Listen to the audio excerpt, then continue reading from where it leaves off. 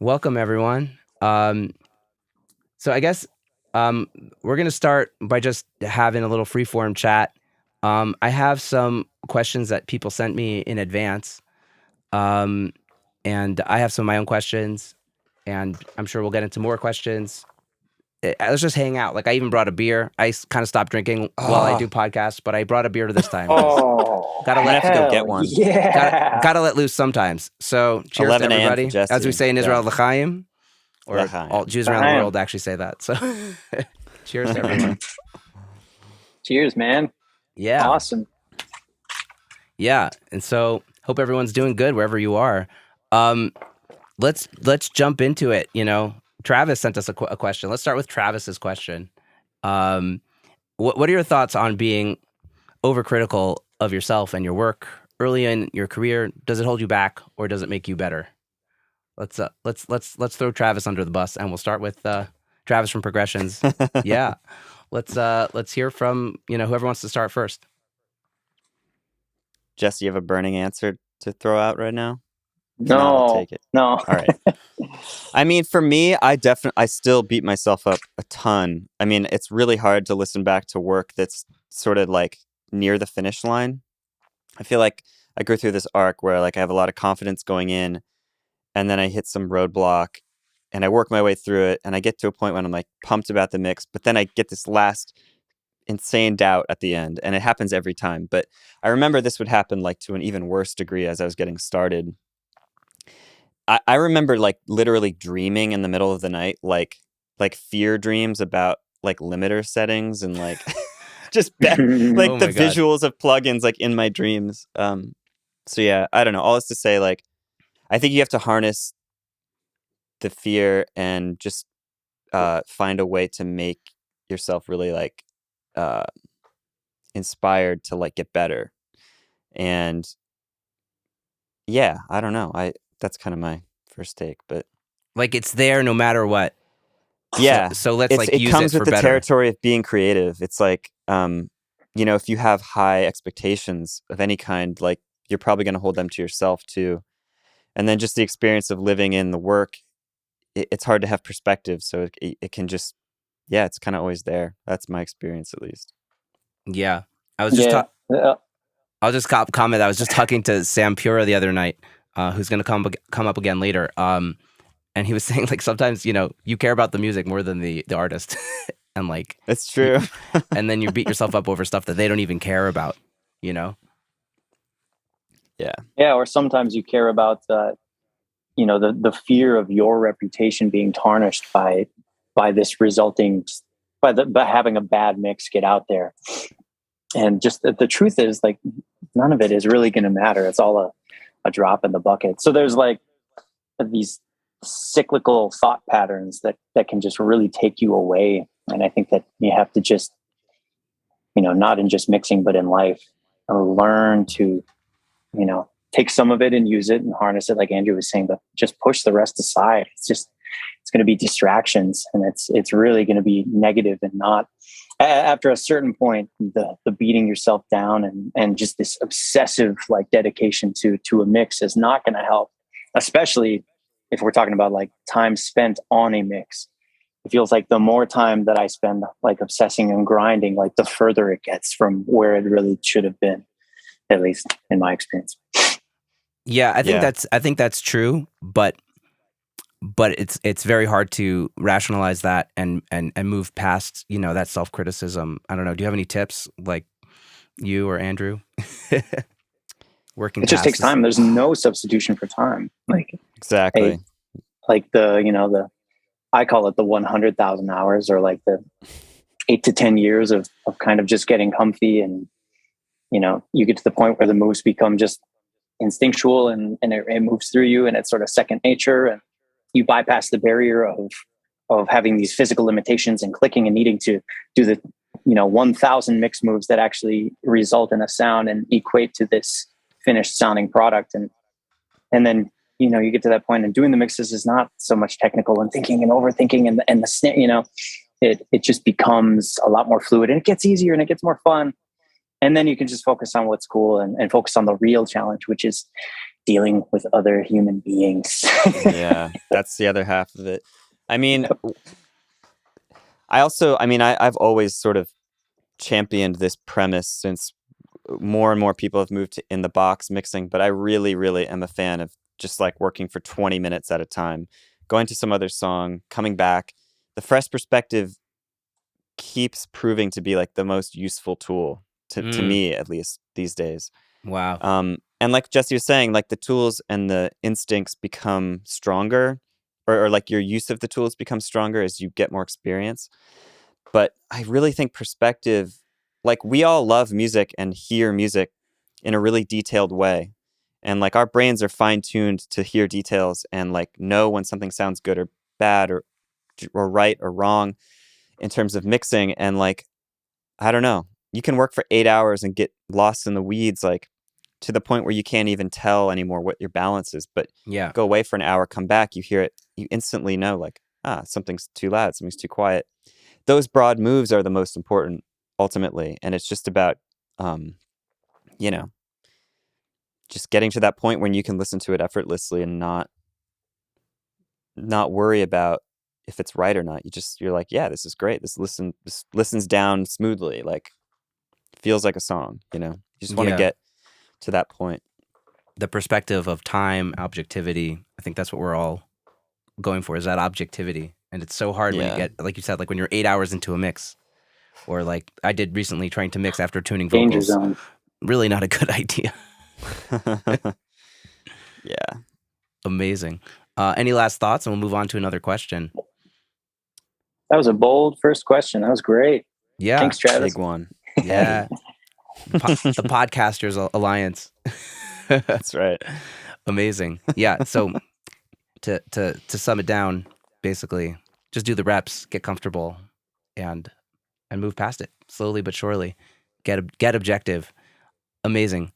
So yeah, let's get another question from. Is it cool if we read through some of the questions that were sent in advance? It's just a little bit easier than kind of like pinging people. I like this one question. Let's see, where was it? Okay, this is from James. I don't know what your last name is, but thanks for asking this question, James. What is a mixing question you each wish someone would ask you? Something that somebody hasn't asked you yet.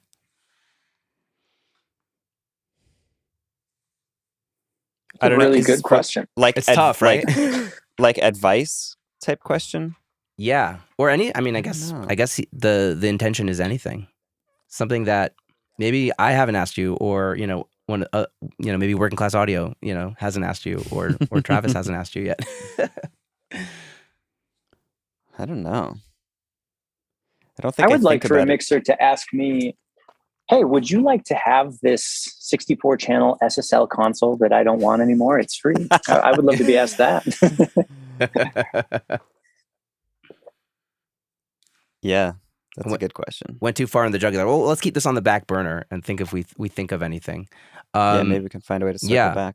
So I'm gonna use the next question and kind of go into one of my questions, which is something I'm super curious about, and I was also talking with Sam Pura about the other day. Someone asked, Mark, I hope I'm pronouncing this right, DMB Barks. He asked, what are stems and how do I use them? And it's kind of I guess it's like a basic question, but I'm very curious about file delivery and what's going on with that, because I've been talking with people telling me about how file delivery is totally changing. Deliverables are different now. It's hard to mix into a stereo bus compressor when people are asking for all these stems to add up. What's that like for you guys? And maybe you could talk about what your actual stems look like. What are the actual stems that you're sending out now?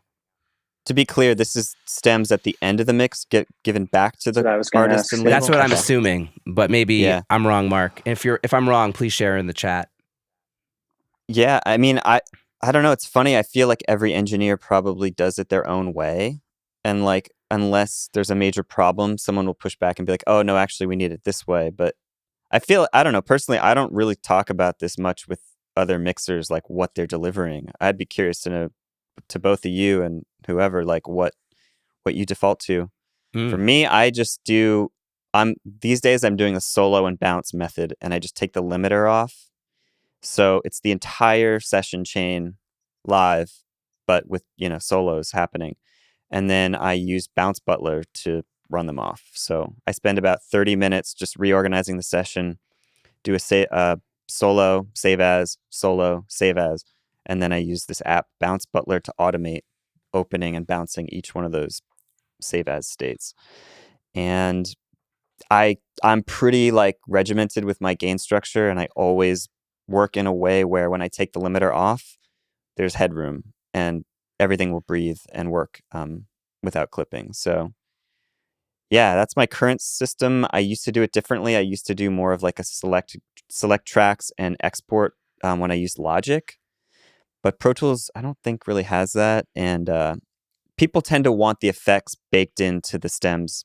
Yeah. Which works better for like live, playback tracks or like remixers, or I think it's just a more useful way to go. So soloing and bouncing is the only way that makes sense to me. Yeah. Can I ask how detailed you get into with what you're actually soloing? Are you soloing like a total drum bus, or is it like kick, snare? Like how detailed is it?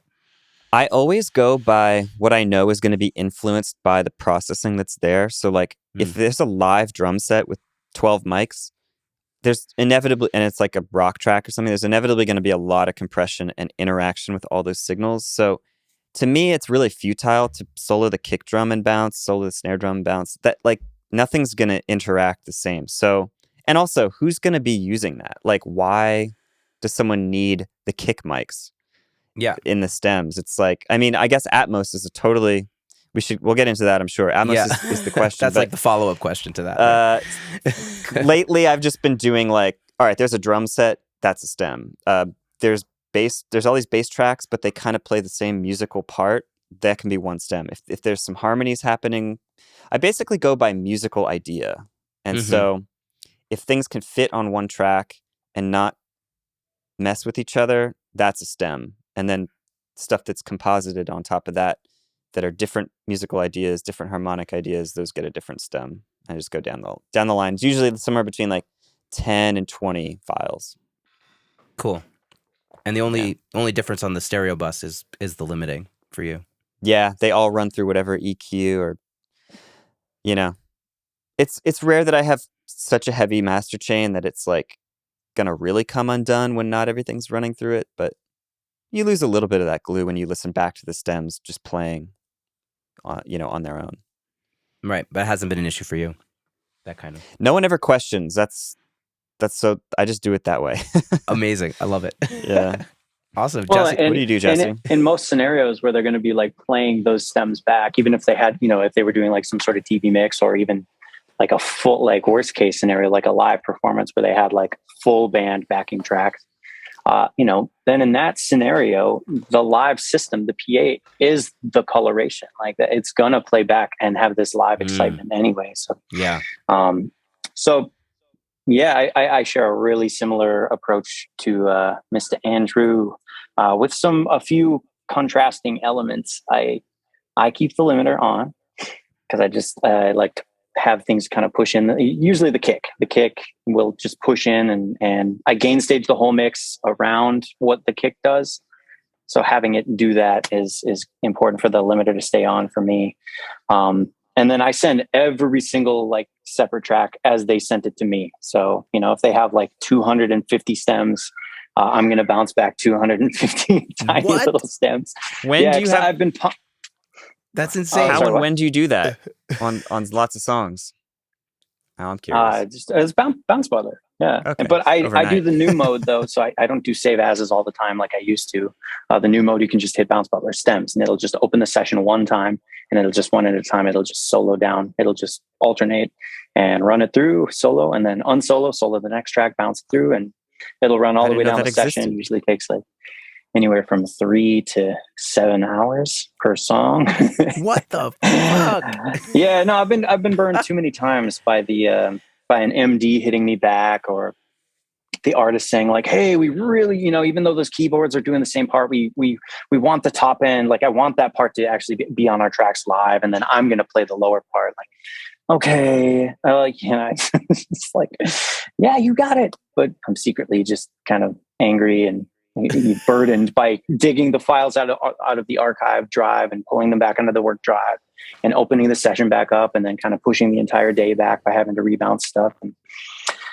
And then it gets convoluted. So I hate redoing things. So I just send them back every possible stem they could want. And now I kind of get the opposite thing where occasionally MDs will hit me and be like, hey, this is way too many stems. Could you actually group these and just send me some batch stems? And I say, no, you have a DAW. You do it. You can do that. You are the MD. That your job is to prepare the tracks for live. Do your job. Thank you. Mm-hmm. Wow. Well, I hope you're doing that 3 to 7 hour bounce butler thing while you're sleeping. Yeah, of course. Yeah. Yeah. That's crazy. I kind of resonate more with what Andrew's saying of like, hey, like you hired me to mix, you know, how I got the drums, you know, to glue together and but you know, modern, you know, demands. It's so interesting. I've definitely written like 30. Go ahead, Jeff. Oh, sorry. No, I was going to say this might be a good segue into Atmos though, because I think that kind of defends a little bit of the separate stems thing as well. But what were you going to say first? Yeah. I was just going to say, like, I feel like I've written 30 emails in the past couple of years to MDs being like, I know there's like a million ways to do this, but like, yeah, this is your job. Like, here's what I'm giving you. Like, you can make sense of it. And if you need to dig further, like, get the multi-track from the artist, you know, like, yeah. Nice. Have you had the setting MD boundaries. hit you yet? Have you had it where they hit you up and say, "Hey, stems are actually great, but I need 2 bars at the head of the song. Are you able to print that in? And then I need everything at 44.1, 24-bit instead of 48K 32. So please, if you could get that back to me according to this guidelines sheet that I've attached via the PDF." Yeah. It's like, come on. Yeah, I know. I don't want to be a dick to anyone, but like, I'm sorry, I'm not going to add this unpaid work to my load, you know? Just not going to do it. Right. Unless you're adding that into your cost, I guess, somehow. Yeah. No, it depends on the artist too. I'm never going to allow them to add the cost. Like, ethically, that's just not a responsible use of funds. Like, it's like you paid me to do something. You're paying this other guy to do something. Right. We've already been paid. Have the guy do the thing that he's being paid to do. Right. That's the MD's job. They should be able to figure that out inside of Ableton, right? Like it's reasonable. Wait, they do. Before we move on to Atmos, which I really want to talk about, which I think you're right to say this is a natural segue. Someone asked what an MD stands for, a musical director. So for like the live band for an artist, usually has an MD. Great. I love real time. Yep. This is great. Yeah, that's the person who would be in charge of putting together a live performance, like a run for a tour or even just a show. And they put it all together in a session and get the band organized. Yeah, it's their gig. Sorry. Yeah, no. Elaborating. Everyone has to learn, and there's no bad questions. Wait, so Travis asked a follow-up question to the stems, I guess. Ever phase check them? I find that you still get pretty good cancellation. Travis, like, do you want to unmute yourself and elaborate a little bit? Because I'm not totally sure what you mean. I mean, I guess I understand what phase check means. with the mix, I assume. Yeah, phase check it with the mix print. Oh, okay. Never thought to do that, but that would probably help you dial in the sum a little better. But I assume it's pretty close enough. I don't know. I should try that sometime. Have you done it, Travis? Yeah, I do it at the end of. It's actually surprising how much it cancels. You know, just you hear some like transient spit, but yeah. It's worth checking out once. What are you adjusting? Cool. Just the level of a few elements usually? Like, what do you do with that knowledge that there's some stuff not canceling?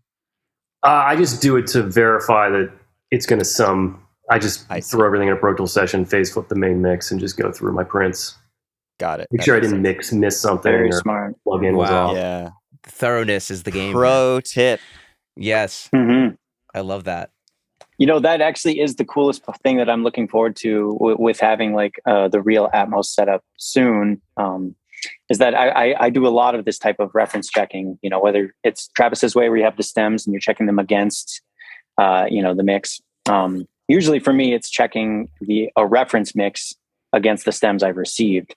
And I have to do this thing where I'll like pan what I have over to the left speaker and then pan, their mix over to the right. And then when I hear differences, that's when I have to make notes and essentially I have to rearrange the beats to kind of match all of the drops and edits that they did when they were tracking to match this kind of reference mix.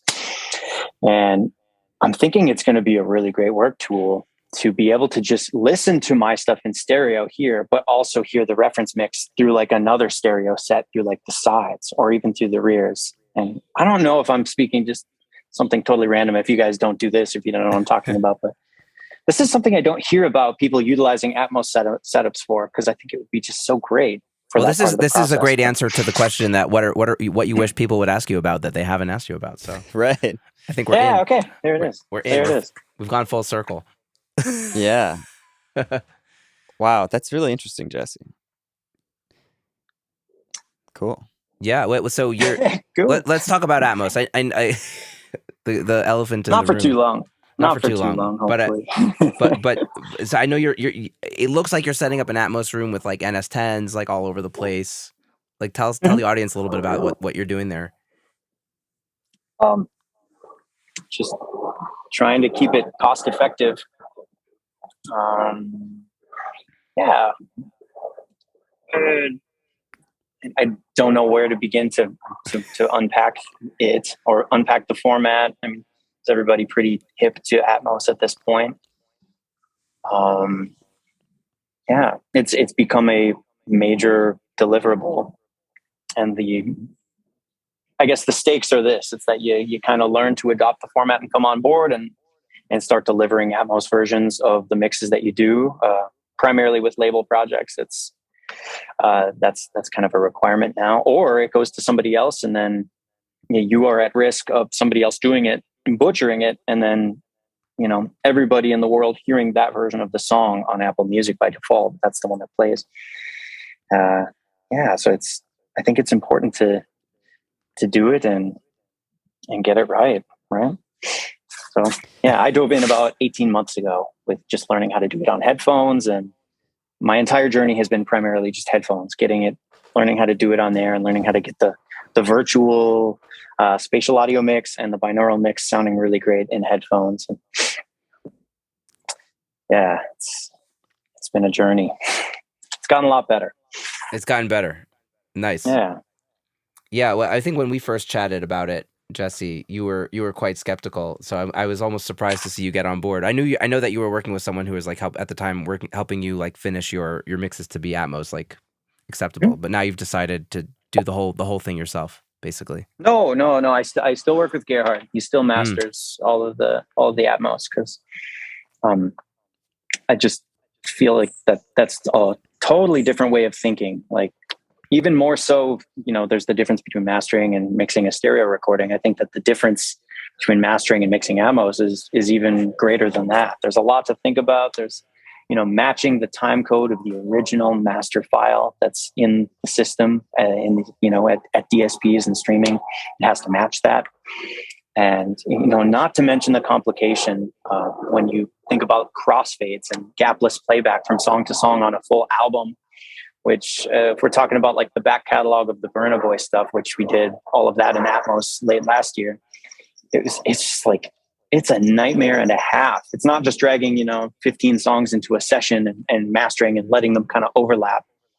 Like, that's a piece of cake. But this is, a session of ADMs that are, 150 tracks each, and they're overlapping, and then you're having to print them to this. Like, nope. No. I don't want anything to do with that.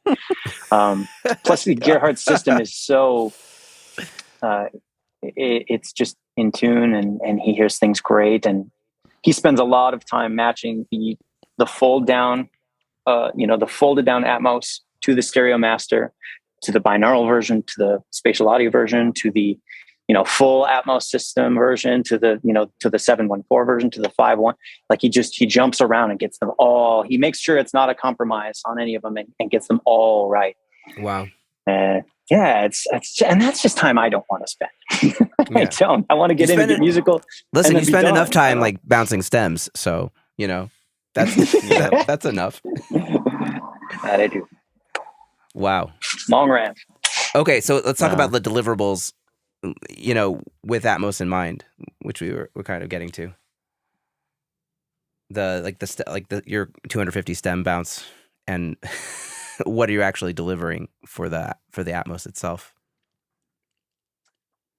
Yeah, well, it's an ADM file, which is like an intelligent wave file. I guess that's my interpretation. I don't know at all what's going on there, or what that's all about. I'm sure Andrew actually has a little bit more knowledge as to the file type, but yeah, you deliver one ADM is a song file, and it is a dot wave technically, but yeah, it's huge. Like every song is a few gigabytes in size, and that's what you send in. And it's great. That part is pretty easy. I think maybe the more interesting thing that we could touch on, that Andrew is actually getting really good at, we were speaking about this a few days ago, is what you do to start a session.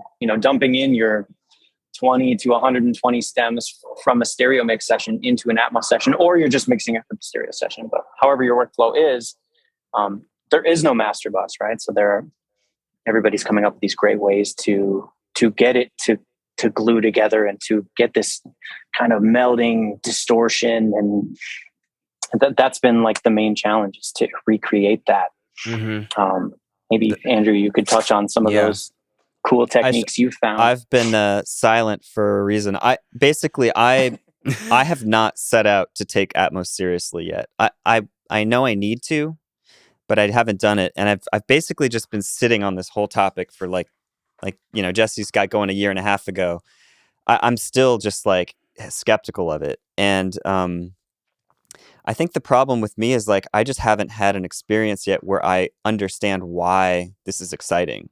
Mm-hmm. And it's a little tough being out of LA, because I think LA has a lot of people getting into Atmos.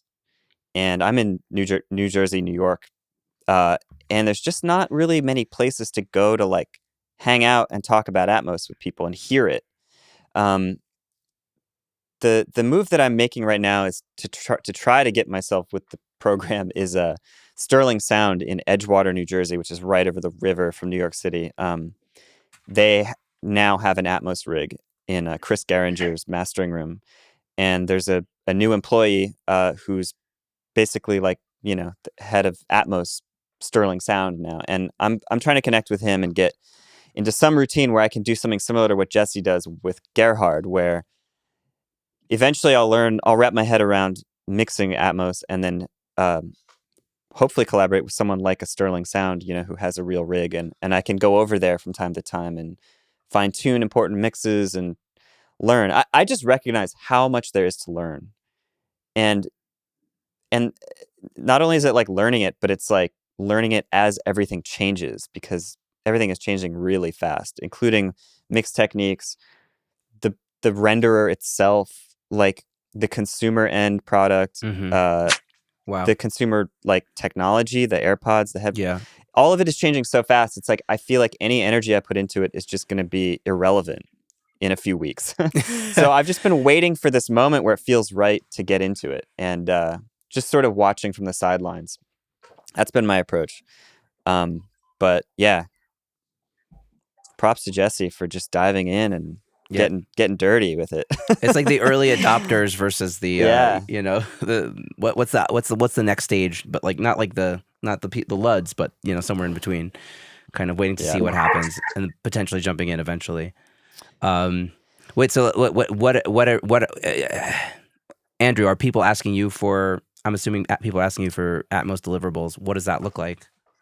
Well, not really. I mean, this is partly what has me skeptical, and Jesse probably has a different experience. I'm sure every mixer has a different experience based on like just who their clients are and what's going on. But like, no one has yet to ask me, "Hey, can you do the Atmos for this?"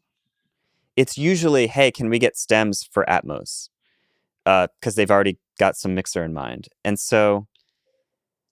I haven't really like put my hand up to be like, "Hey, I can do it for anything," because I'm not there yet. But yeah, I don't know. I don't see the consumer demand, and I have yet to feel like inadequate with my clients for not doing it. So I'm just waiting still. Yeah. That's my honest take, Yeah. Totally. I love it. Yeah. That's basically where I'm at. I mean, I haven't even heard an Atmos room, so I can't even I can't even judge anything at this point. I really want to hear a good one. I haven't yet. And I think just visit to Sterling Sound, hopefully in the next couple of weeks, will be the one where I can be like, all right, this is tight. Or like, I don't get it. I still don't get it. You know? Yeah. We shall see. No, this is great, guys.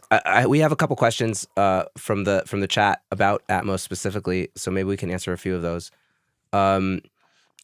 Let's.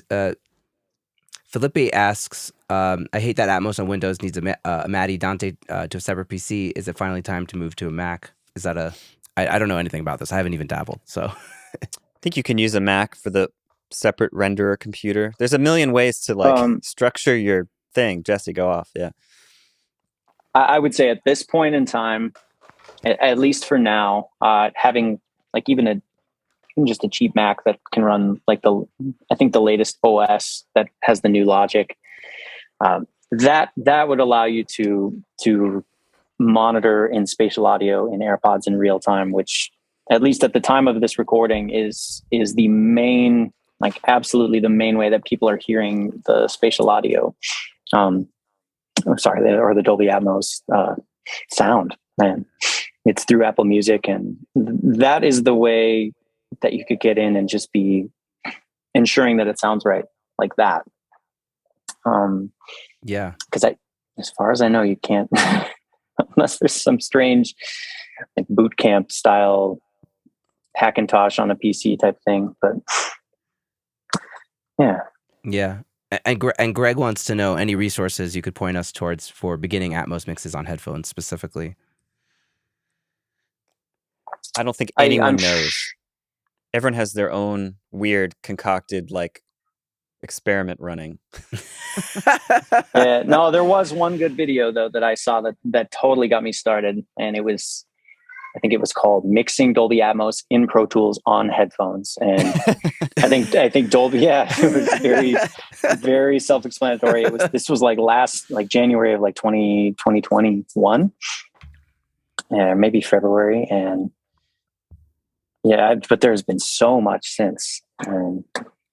But I'd say to anybody getting started, like just go to Logic. I see a lot of my peers just going to Logic to do it right because it's really frustrating. The main deal is that if you're mixing through either in Pro Tools or whatever, through this Dolby renderer, you're listening to their version of Atmos, their playback. And forgive me, anybody who knows this stuff is listening to me, and my language about it is convoluted. And I don't know how a lot of it works, but I know this.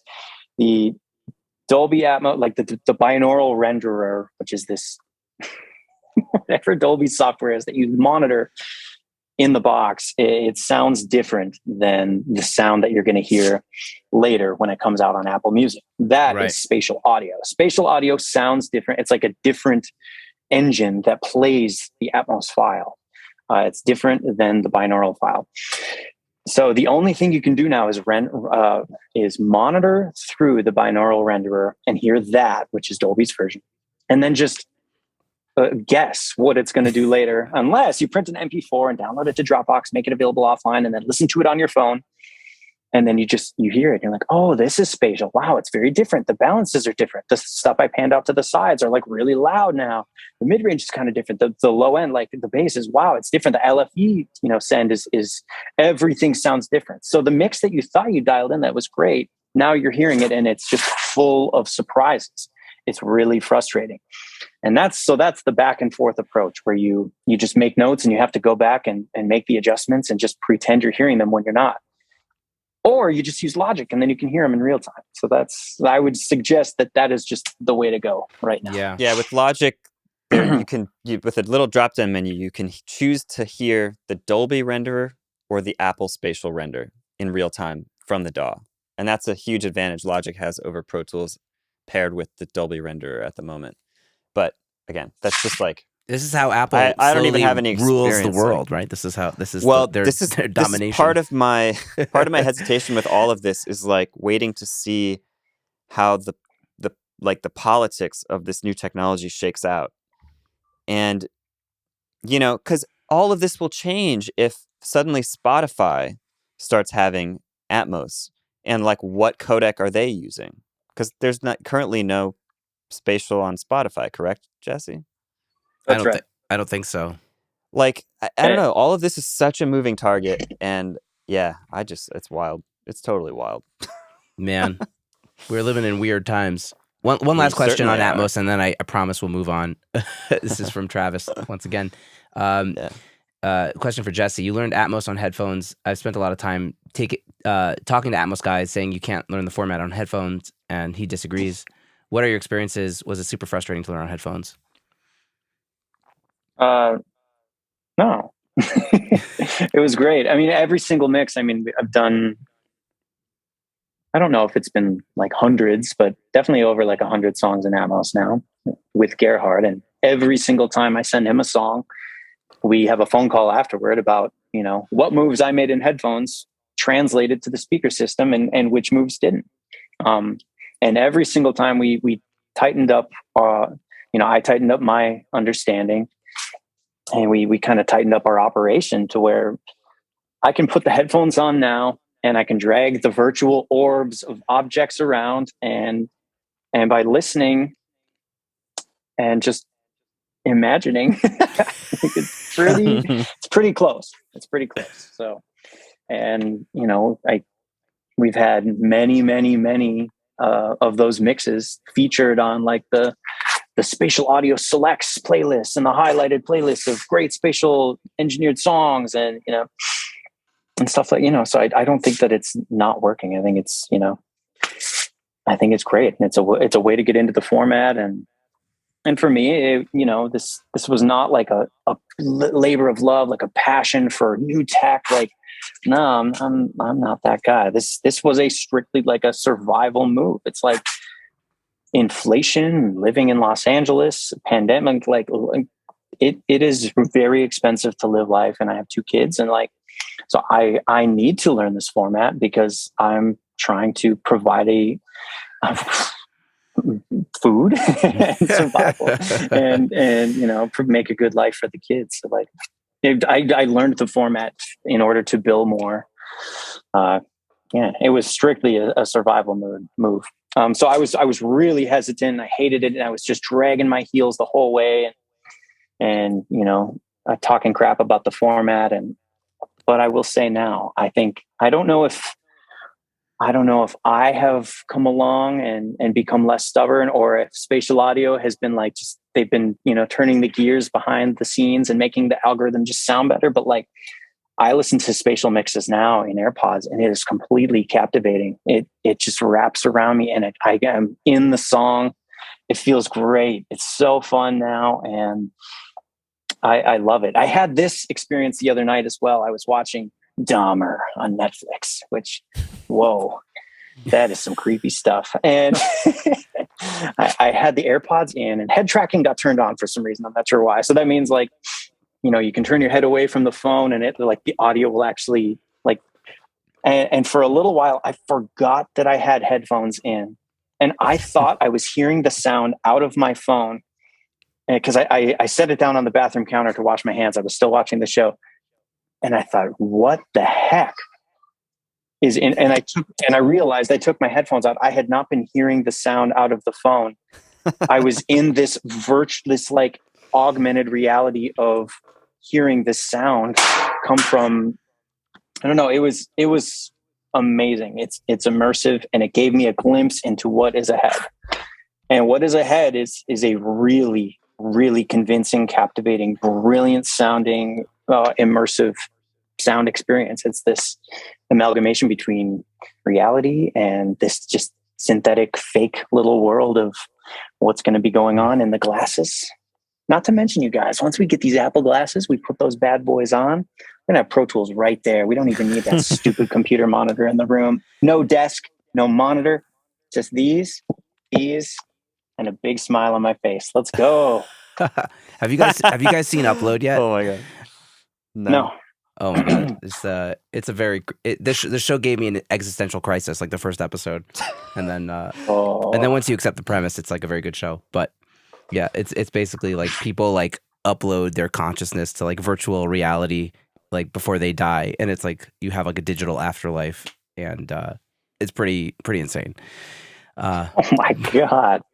Yeah, and it's like I don't know if you saw Don't Look Up, but it's just like a couple degrees off of what reality is, and that makes it really creepy. You know what I mean? I don't think Don't Look Up was any degree off of reality. I wish this were the podcast to go into that, because that would be a lot of fun. Yeah, no, this is all staying. All right, let's move on to some more questions, because we got a lot of questions here. Okay, so cool. Stephanie asked the question for Jesse. Can you talk a little bit about your experience mixing the Burna Boy album? How did you get the opportunity, and what was your biggest challenge during the process? I'm assuming you're speaking about the latest one. I have been working with Burna for a while, so the opportunity just came through a long-running relationship now at this point. The initial opportunity came, it was just an introduction, because my manager is Burna's A&R at Atlantic. A little bit of a nepotism deal there. It just it worked out really nicely. But yeah, we did an EP together at first, and yeah, it went really well. And then yeah, the rest was history. This is the third full-length album we have done. And it was cool. So a little bit about the experience this time was a very, very quick turnaround. I think it was Sunday night, and they hit me up saying, "Hey, we got to get you all the files and get this thing mixed by Wednesday."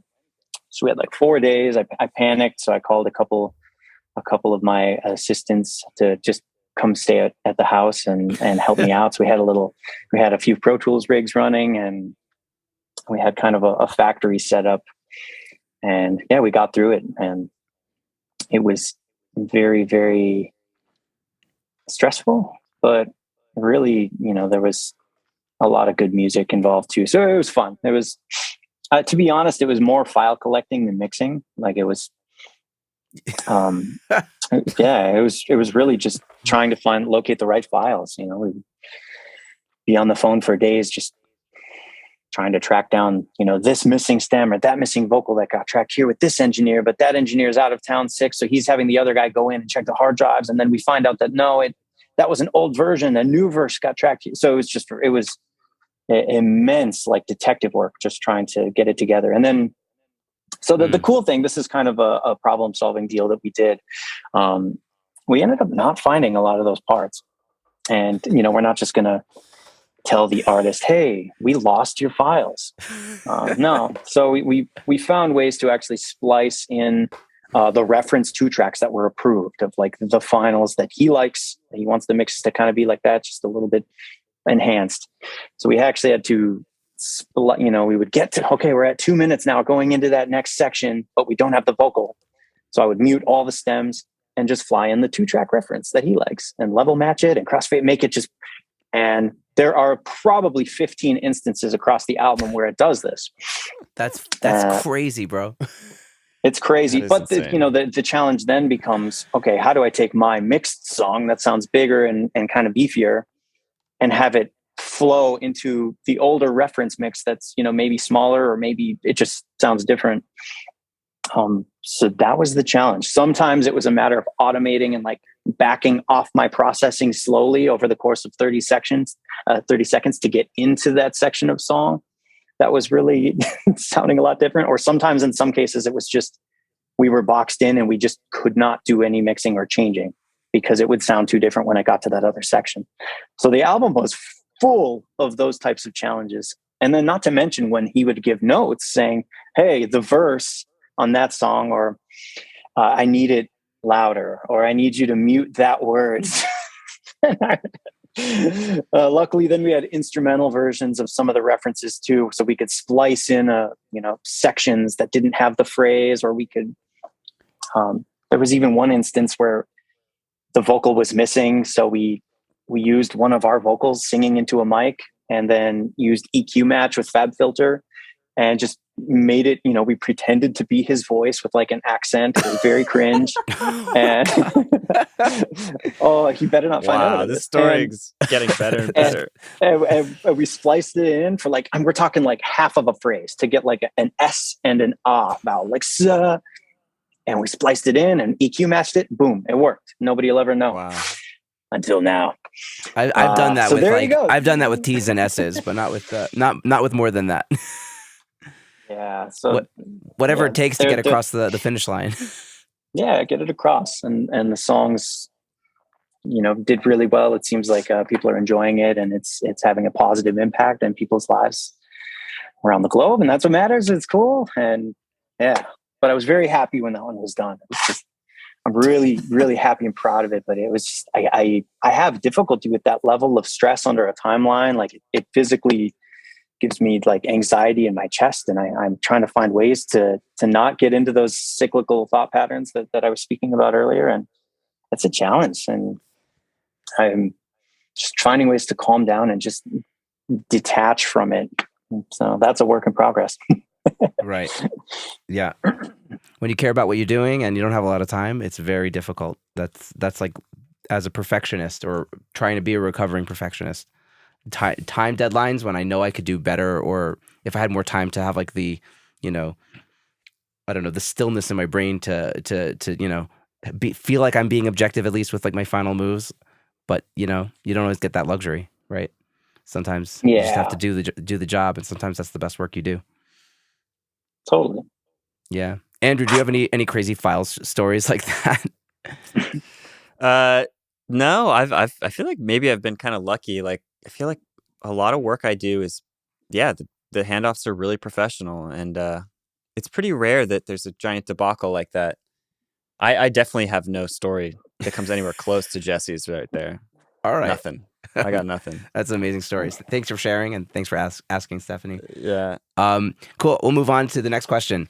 This is from, I hope I'm pronouncing this right. It's either Angelo or Angelo.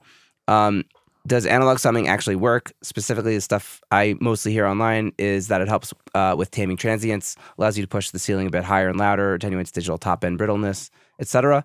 I'm curious, as a sound engineer who's currently mixing in the box, is it worth the investment?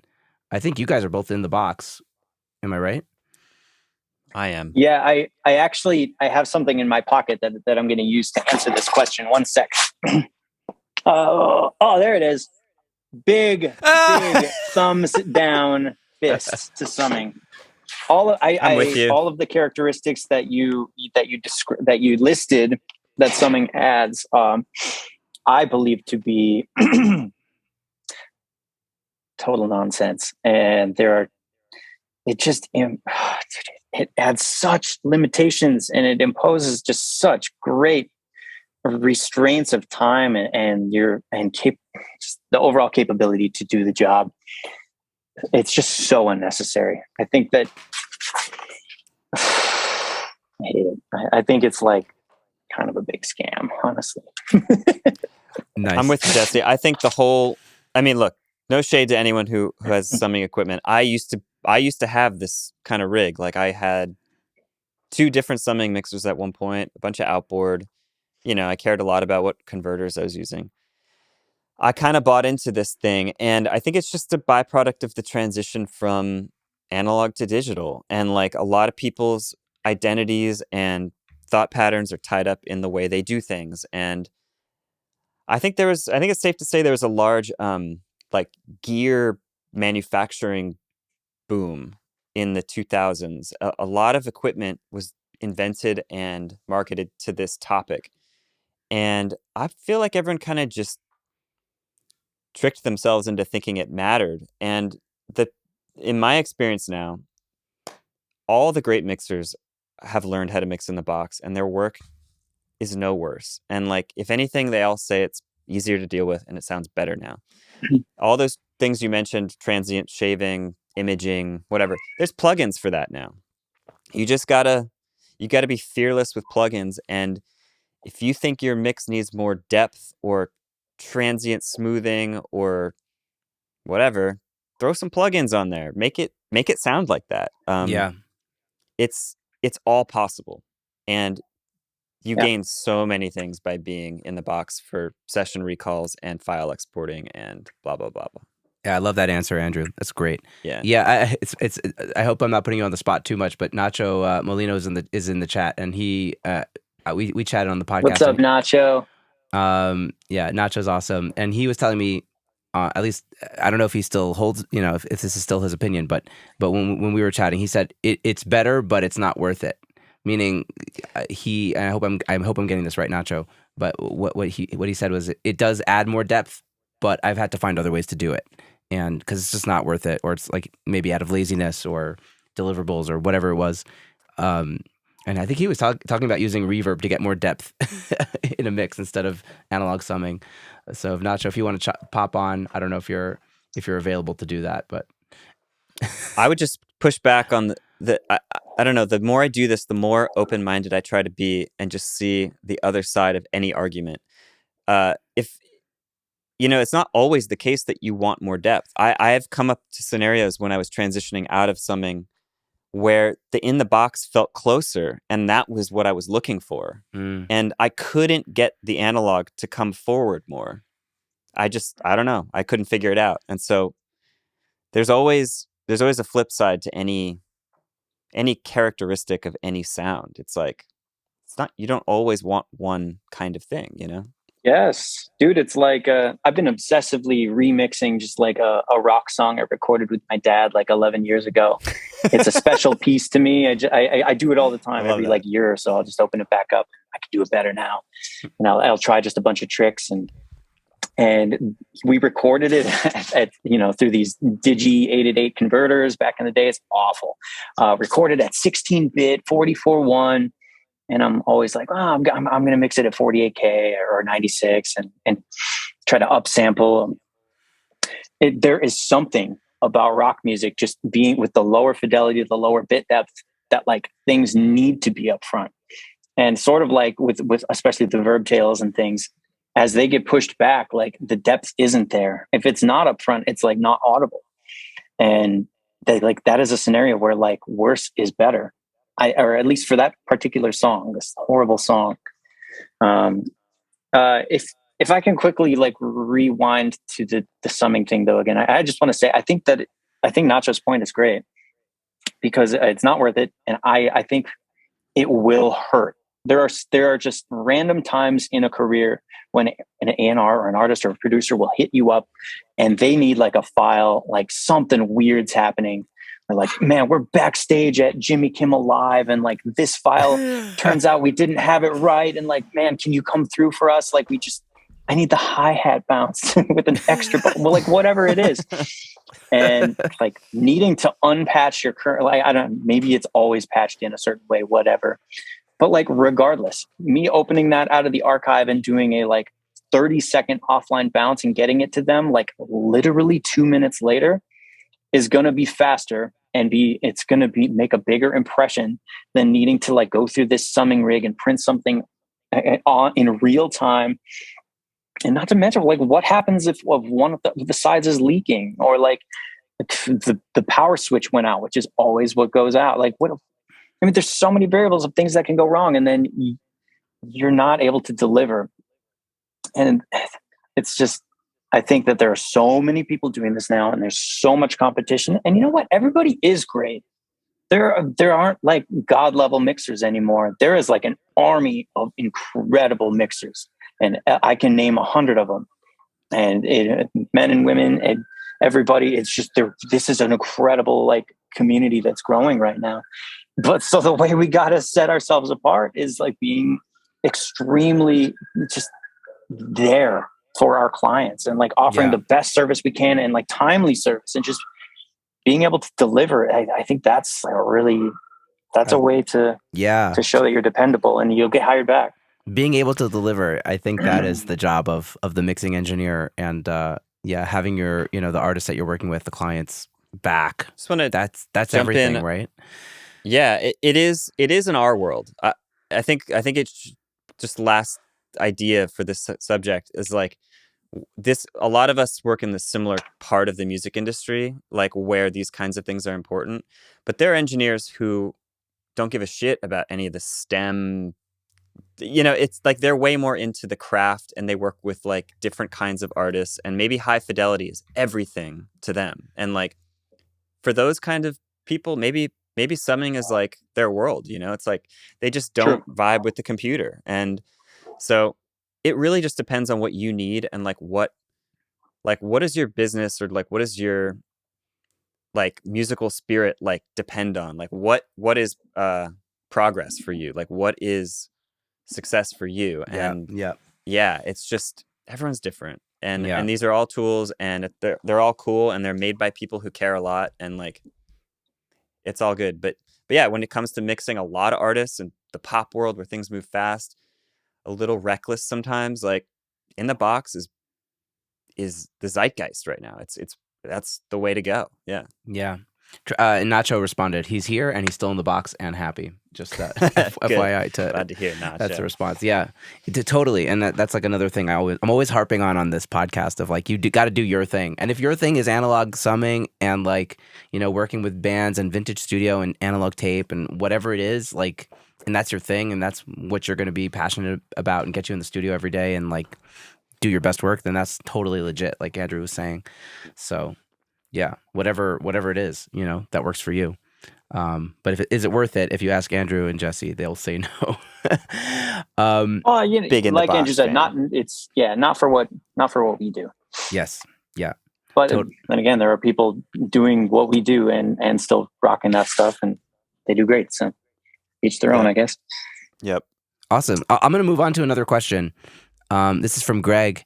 There's no way I'm going to pronounce your last name right, so I'm not going to try, but it starts with an M. How do you get to the point where you get to work only on the projects you truly believe in and still pay your bills comfortably? In other words, you aren't taking jobs that are just to pay the bills and mostly, I mean, I think I'm already vibing the answer on this, that pay the bills and mostly don't have any long-term benefits. Currently, I have to wear a lot of hats in the music industry, but I'd like to narrow my focus to production side of music without sacrificing my income and livelihood. You guys have answers for that? Thoughts on that? I can relate closely to that because that's what I did. I was a gigging musician and a music teacher, and sang at weddings and taught recording classes and was trying to record bands and mix. And there's a bunch of other little gigs in there that I don't even want to talk about. And it is really, really, it's difficult. I mean, a lot of luck comes into that, right? But I would never advise like sinking your ships to just jump right in until the work is like enough and overwhelming. I guess that would be the thing. This is like, man, it's tough. We have more opportunities than ever in this day and age, but it's also like one of the toughest times to be alive and to survive, you know?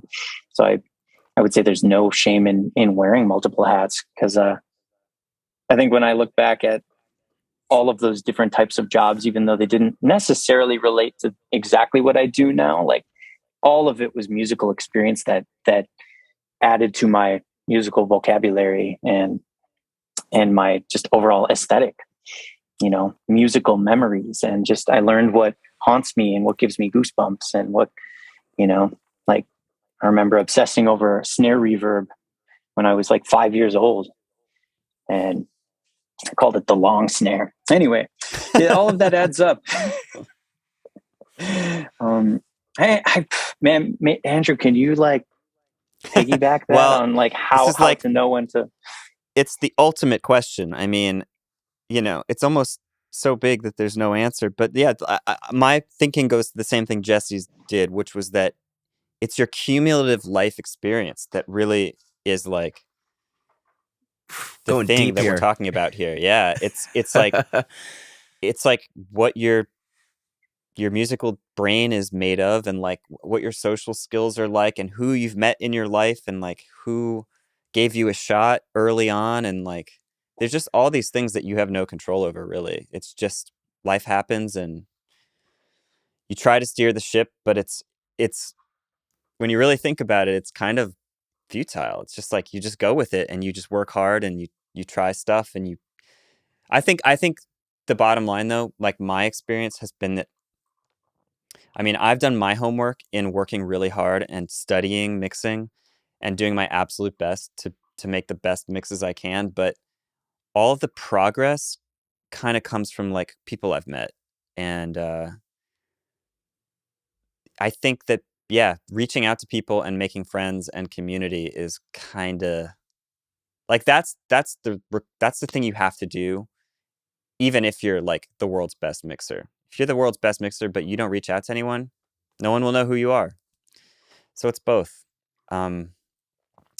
Yeah, find what you like and like reach out to those people. It can be a little scary. It can be a little, you feel a lot of fear of failure. I mean, I certainly struggle with this, like, but I don't know. Play it cool. Take your time. Reach out to people. Get to know people over time, and sign yourself up from time to time to like try to work with people. You know. Yeah. But who knows? Yeah, I relate to that a lot. I'm very much in the process of figuring out, how do I do more of the things I want to do and less of the things I don't want to do. I guess we're all trying to do that, right? And I decided, like, maybe 5 years ago, it's like I just really need to enjoy this journey. Otherwise I'm not going to enjoy this. It's going to be terrible if I just, like, all I have is this goal of me doing this kind of work. I'm just not going to enjoy the next 5 to 10 years. So I need to really just enjoy all of that journey that it is and whatever it becomes. And so I'm just very slowly, and I don't know if this is the right approach, but this is what I'm doing. I'm just very slowly trying to do more of what I want to do and less of what I don't want to do, and figuring out how to.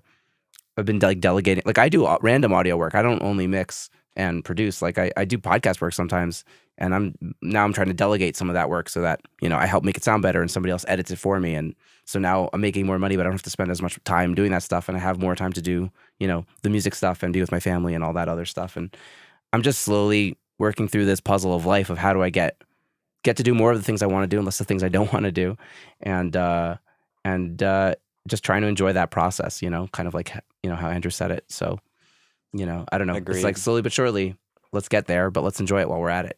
That's the kind of thing that's where I'm at right now. Yeah. Yep. I think I saw that Travis shared an IG clip, and I hope that it's the Damien clip that I shared the other day.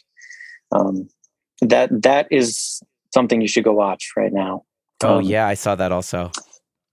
Damien's a guru, man. Damien is the guru. Wow. What a good human. He really spells it out, I think, better than any of us did. Yeah. Yeah. All right. Well, we'll link to that in the show notes below, so you can go check out that Instagram reel. I'll make sure to find that. Amazing. Let's move on to the next question. This is great. Yeah. Let me see. Okay, I've gone through that. Okay. This is from Chuki. And then how are you guys doing on time, by the way? I just assume we'll go for about 90 minutes, but if you guys need a bounce or whatever, you let me know. That's cool. Yeah, I'll probably have to wrap in like 20, yeah, pretty much about 90. Perfect. But, Perfect. Yeah. We'll go hard until we can't talk about anything else. I'm game to stick around if Jesse has to duck. Like, whatever we want to do, I'm down. Okay. And then the Jesse shit talking can commence. No, we can finally sing your praises without embarrassing you. Yeah, we'll just continue, but we won't air it. But that kind of thing. Amazing. Well, this question is from Chuki. How and when do you approach using saturation to tame dynamics and increase perceived loudness across an entire mix? What helps you decide what to saturate and how hard? Both of you consistently achieve pleasantly competitive yet dynamic open mixes. That's like the best compliment you could receive. My thinking is that I lean heavily on master bus processing to get that stuff across the board. Like, if I feel like a song that I'm working on needs more saturation, I don't really think about what elements need more necessarily. I kind of I feel like, all right, I want to hear this whole thing more saturated. And I'll go to tools like the Studer A800 tape or Virtual Mix Rack VCC, Saturn, I don't know. Stuff that has a lot of cool vibe and flexibility. But maybe a drum bus or like a vocal bus might be another place I would add saturation to. But usually I focus more on balance and tonality and space. And then saturation's kind of an afterthought. It's like, does this thing need to be more saturated or less overall? Yeah. Interesting. What do you do, Jesse? Totally.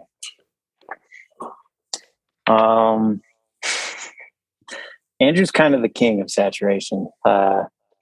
That's one of my favorite. Seriously, that's one of my favorite things about your mixes. It's like better Chad Blake, Oh, It's like you and Greg Scott both do that just crunchy drums thing. That's just so for me to answer this question, I'm like, whenever I try to do that, I'm always like copying you and Greg Scott. so I don't have an answer. So, well, I'm trying to copy Chad Blake. So, what'd you say, Andrew? I didn't hear that. I mean, I'm just trying to copy my heroes. You know? Yeah. Rich Costi, Chad Blake, whoever. The dudes. Yeah. The dudes. Just Alan Mulder. Open up the Omega plugin, Omega N or Omega TWK is my favorite, the Omega tweak. And put it on a snare top, you know, instead of a thwacky, transient, like just pokey, stupid, dark sounding, like dry. How many adjectives can I come up? Instead of just the shit snare sound that you have, you put that thing on and you turn it up and it adds. This isn't your grandma's shitty snare drum. Dude, it adds crunch and sizzle and it levels out the hits and it just rounds the trend. It just makes everything just better and brighter. You don't even have to EQ it now. It's like, so you just said that's a way that I like to use saturation on drums. But really, if you want to hear how I use saturation, just go watch the Steam Driver promo video. Oh, yeah. You can see all the good stuff in there. You can see my... Yeah. We're gonna have to get into. I think that's a good transition for the plugin development thing. But I'll just kind of mimic what Andrew's saying, and I do a lot of saturation on the stereo bus. Actually, I mix into like the what's it called, the HG2 these days, and I'm like also rethinking. Love that thing. I love that thing. That thing's awesome. I have Black it like Box. Black Box. Oh, Black Box. Plugin Alliance. It's at like, I don't know, somewhere between 15 and 30% wet on my stereo bus these days. But I'm rethinking it now with the whole deliverable things and thinking if I could try to make my saturation happen earlier down the chain, but I'm not there yet. Anyways, that's where my head is at with that stuff. But right now I'm mixing into it, and I just find when I bypass that, almost always, sometimes it messes things up, but almost always it just adds a bit more depth and it just makes everything feel a bit bigger and nicer. So that's kind of where I'm at with saturation on like the stereo bus thing. That's where I find that it does the most good, and it's just a little bit and just adds that extra element. It's kind of like a master bus thing. I'll add my 2 cents. Wait, so let's talk about plugin developments, especially before Jesse has to run. I just talked with Sam Pura, and I know he's also working with Eddie from Keve Audio. Just like you, like talk about what inspired you to kind of get started with plugin development, and what's that journey been like? It's been a great journey. I was inspired to get into developing plugins. I'll restart the sentence. Reboot, rewind.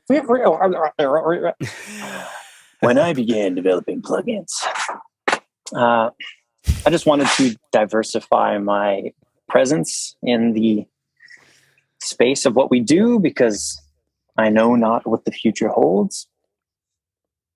And I think passive income is very appealing. And at that time, there were a few ideas that I had of things that didn't quite exist in the exact same capacity of what I was envisioning. Some of those things still haven't come out. Some of those plugin ideas just turned out to not even work at all. And so there's been a lot of learning and growing with that. I can't anticipate how long I will be able to work professionally as a mixer because of this just changing state of the industry and degenerative hearing loss that could be coming up real quick. My dad, I don't think it's going to be so quick for you, Jesse. Have faith. Oh, thank you. Yeah, my dad lost his top end pretty young. Like I think around 50, it just all went. So a worst case, I want to have some sort of backup plan or other thing going on to where I could hopefully be like semi-retired if that were to happen, or, God forbid, some sort of Alzheimer's or something, or something even worse where I, would be taken from the planet, and hopefully my kids would have something in motion to help, continue to help the family. But you know, it's difficult because I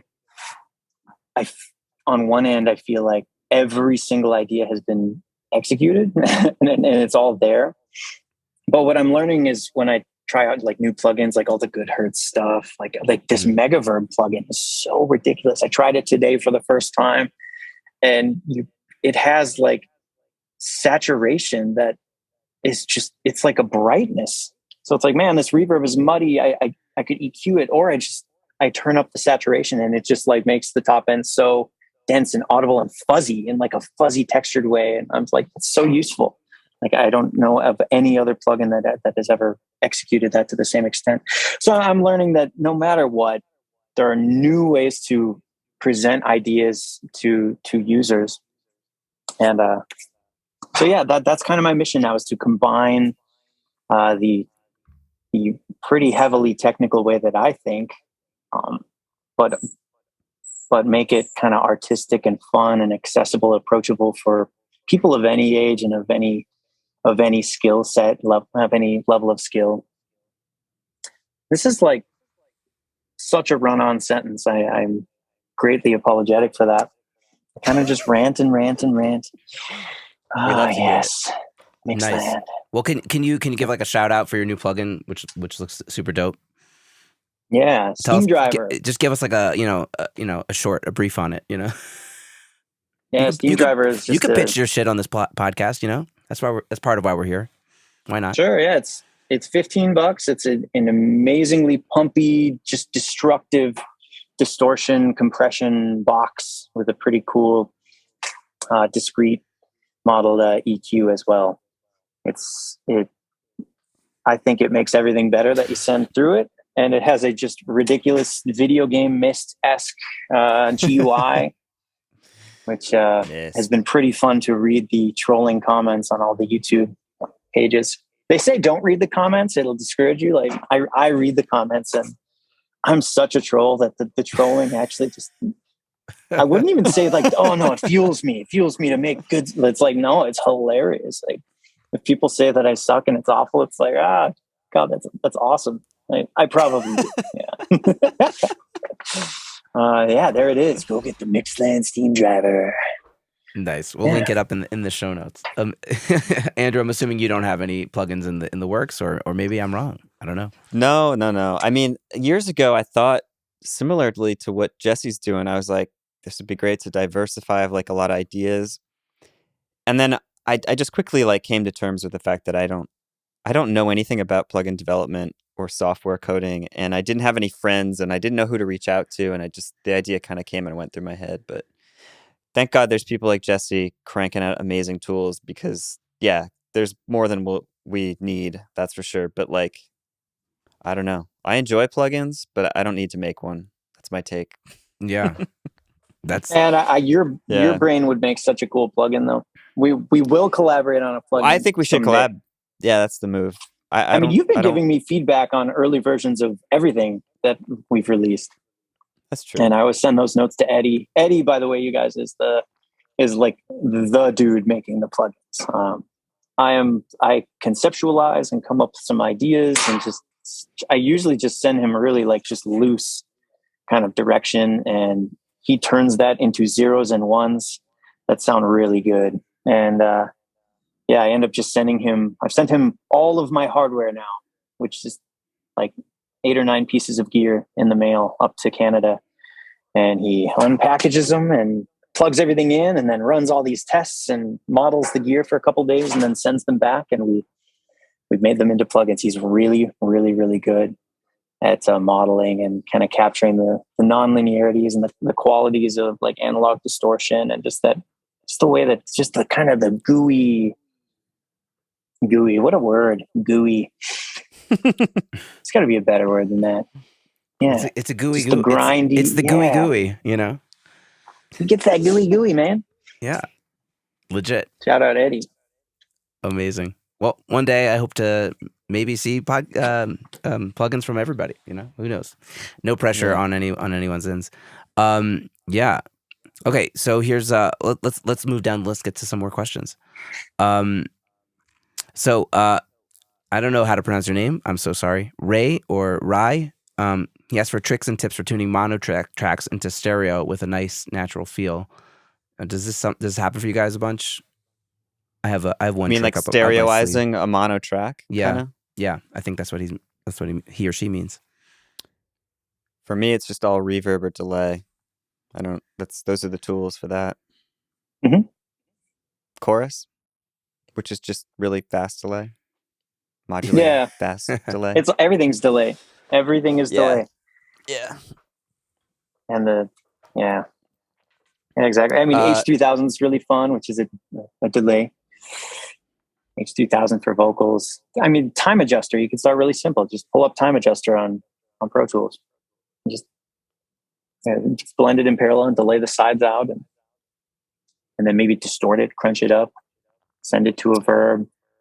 Oh, the infected mushroom plugin, that wider, it's not phase accurate. It's really, really weird, strange anomalies going on there, but it's cool. Like that pulls stuff out and makes it really interesting. And shout out Apogee, because those Clear Mountain plugins, like Clear Mountain Phases and Clear Mountain's Domain, like those are really good effects. That stuff is really cool for kind of wideness. I haven't tried that stuff yet. I hear it's good. It's cool. But I mean, for what we do, I mean, at least for what I do, I generally, if something is mono, like they sent it mono, it's mono in their ref mix, like they want it mono. So if anything, if it's a vocal, I might blend in a tiny bit of like stereo, just like some top end, maybe top and bottom, just like to help give it that shiny wide vocal sound. But like they wanted it mono, it usually should stay mono. Yeah, I've actually used this one plugin. Speaking of making your own plugins, Ken Lewis has a plugin called Greenhouse, which he sent me before I had him on the show, which was really dope actually. I got like I don't remember what I used it on. It was like an acoustic guitar that like just needed a bit more something to like, because it was like I think it was like a live session, and the guitar just needed something else to make it sound more interesting. Otherwise, it just sounded like a pretty boring mono guitar.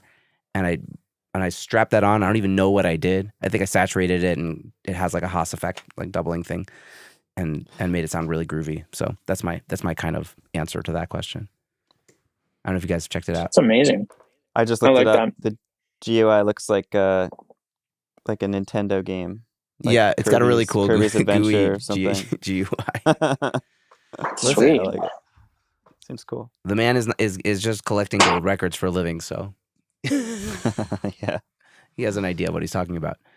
Yeah, amazing. All right, so last question for Jesse before I know he has to leave, and then we can kind of keep going a little bit. Nacho Molino, who I already mentioned, asked you about the crossover mods for your NS10s. Can you tell us a little bit about that? And I'm also curious about. Yeah, whatever. Let's leave it there. Yeah, I'll preface by saying I'm off that wave. I'm no longer endorsing the crossover mod. I wrote a whole blog about it. It's like an NS10 mod guide. It's beautiful. I spent all the time putting together the instructions and the pictures and the diagrams, and I have scrapped the idea altogether and undid the mod on the speakers that I have. So essentially what the mod is just replacing some of the components in the crossover, some better capacitors, and not relocating the crossover point, but just improving kind of the slope, which as a result, it took away that big bump at 1.6 and just kind of flattened out what they do. But what I found, at least on my sets, it actually kind of dipped everything from 3 to 4K. And really, I think I'm so used to the NS10s doing what they do, as stock, that I was a bit confused and disoriented by the really clean sounding ones. So listening to them side by side, 100%, you would choose the modded ones. They sound great. They're kind of they're a little more smiley face. They sound like a Proac, or maybe a little more Janelec-y, if that's language you guys can grasp. If you're kind of hip to those, that's sort of the vibe that they give now. But working on them is not it's just not the same. It doesn't show you all of the mid-range rub and overlap, and doesn't help you comb through the mids the same way. It's just kind of gives you this clean representation of the mids instead of the filth. I want the filth. And especially in like the attack wall setup, the NS10s just really, really do the right thing as they are. The studio model, the other model is a little bright. You got to do a couple layers of tissue because they have that brighter tweeter that doesn't have the piece of foam around the ring of the dome. And so as a result, they're a lot more lifted in the top end because they were made in the 70s, and that made sense. Music was a bit, I think more narrow back then. But yeah, that's where I'm at with it. If anybody wants the mod, I can shoot you the PDF, but I'm not going to like promote and have it like up online or anything. It's for now. Yeah. Okay, cool. Thanks for answering that question. Another long answer. I'm so sorry. Basically, off the NS10 mod and just using NS10s.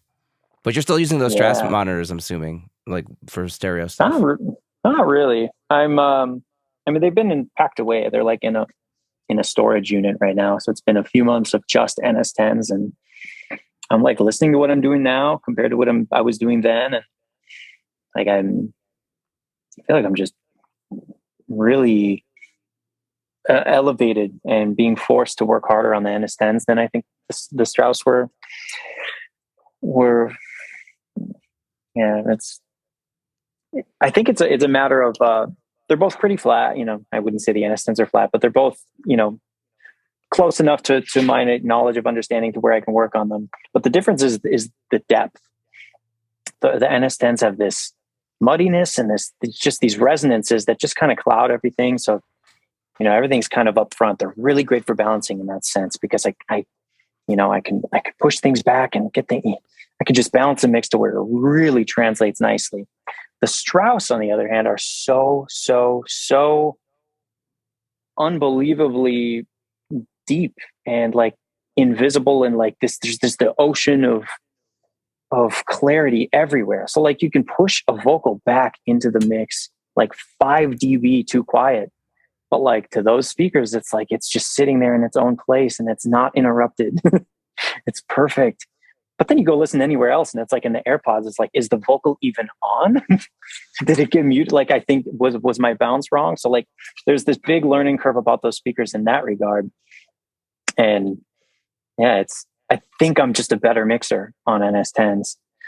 But for EQing, there are no resonances and like just no weird things going on. So like EQing guitar tones or like finding out where the thud should be on a snare, it's like Strauss all the way.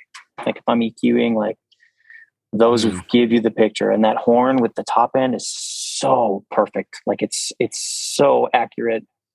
It's amazing. And yeah, so different tools, switching back and forth, and strengths for different things. And yeah, I think the takeaway for me with monitoring is like it's all about having the color palette. Hi-fi speakers are different than lo-fi speakers, and they're both useful because we all know this. Everyone out in the world mostly has crappy stuff. Yeah, that's how people hear music. We can impress our friends with our perfect, super shiny, deep mixes, but like ultimately those things get collapsed with really bad reproduction in a lot of speakers. And like you also have to consider how they work when things are more two-dimensional, just by nature of the speaker. And NS10s seem to be really good at that. But you don't seem to use your NS10s anymore, Andrew, right? You do. They are. They blast in mono. Yes, well, it's stereo. I mean, there's a left and a right, but they're just next to each other, so I hear it as like one place in the room. What do we call that little array? I call it the boombox. The boombox. You coined the boombox NS10 that like 50 people do now. I love that. Maybe. I every time I would use NS10s, this is before I got the attack wall, I just felt like it was so hazy, and like I couldn't see the center. I never liked NS10's imaging for some reason. It's probably my room, but by putting them next to each other, it seemed more point source feeling, and I just like felt like it was more useful. And now I'm just used to it, and I think the low end kind of couples when they're next to each other. Maybe It has like really does.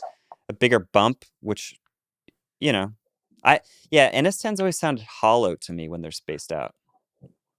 That's interesting. Yeah, I think that's what I heard with NS10s. But there is something cool about them for balancing mid range and vocal levels and stuff like that. Yeah, they're cool. But it's like any tool; it's just how well you know it. But you're checking all your monitors. Yeah, I have 3 pair headphones. I switched around like crazy as I work. Volume up, volume down, changing speakers. They all tell you something different. Mm-hmm. Yeah. I spoke with a guy named Josh Bonanno out of Nashville, and he was telling me, I'm down for multiple sets of speakers, but only if they're like totally different kinds of speakers. So like, a full range speaker and then like an Aventone or something. Not like he doesn't see the point in getting like 2 different like full range speakers or whatever. But I think you're using multiple full range speakers, right? They still give you the a Amphions and ATCs are both, wide bandwidth hi-fi, but they still sound different to me. Yeah, I compare them to like lenses on a camera, and I really know almost nothing about photography or whatever. But that surprises me. I mean, I don't know. I have an iPhone. I take pictures. Like I like taking pictures, but I don't know much about real camera gear, But speakers are like lenses. They have a different flavor just by nature of what they are. And you can perceive the music through those lenses differently and learn more about what you're working on. That's the way I see it. You get different information from different lenses, Yeah. Respect. Yeah. Respect. Hell yeah. Right now I'm only on one pair of monitors. And I've tuned my headphones to kind of sound like my monitors. Nice. Yeah, I use like the RME. I'm on an RME interface, and that has the total mix, which has like you can like EQ your output or whatever. Anyways, so because these would be unusable without that. Let's put it that way. But yeah, I'm just on like a full range speaker, and they translate so well, like focals. They translate so well that it's just like, I don't know. It doesn't even matter that I'm not really listening on other things. Maybe I'm wrong, but like whatever works. Yeah, you do enough hours on a set of speakers, and it translates. Like I feel like that's the most important thing with the monitoring. That's where I'm at right now, at least. But things may change. Yeah. Yeah. Okay. Subject to change. Greg says his wife is a photographer, and she would cringe at the iPhone statement. But I'm not saying that the iPhone's better than. Oh no, I get it though. Yeah, photographers' line of work is threatened by everyone having a pretty high def camera in their pocket. Yeah, I love taking photos on my phone, but I don't care enough about it to get my own legit gear. Okay, cool. I have some other questions that are maybe more general, like just getting started, advice, stuff like that. I gotta hop off, my dudes. I'm so sorry. We have hit the 90 and what? He's got to move, everybody. Okay, so Jesse's signing off, and we will chat later. And thanks for taking the time to do this, Jesse. I appreciate it. Me and Andrew will continue a little bit more. Yes. Well, I'm excited when it comes out. I'm going to listen to the last part that I wasn't here for. But yeah, thank you guys. This was super fun, and we'll see you soon. See you around. Bye. JRE. Thanks for doing this. Thanks for doing this. Yeah, thank you. Yeah, you're welcome. Thank you. See you guys. Yes. Sweet. Awesome. Hey, Andrew. Hi. Things got more intimate now.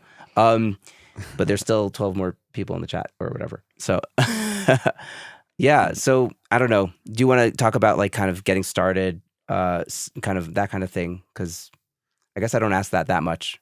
I guess I ask about people's journeys and stuff, but like, I don't know, maybe what was something that was like really important at the beginning of your journey? This is kind of the end of the end of my podcast question. We probably went over it when I did the first interview with you, but I don't know.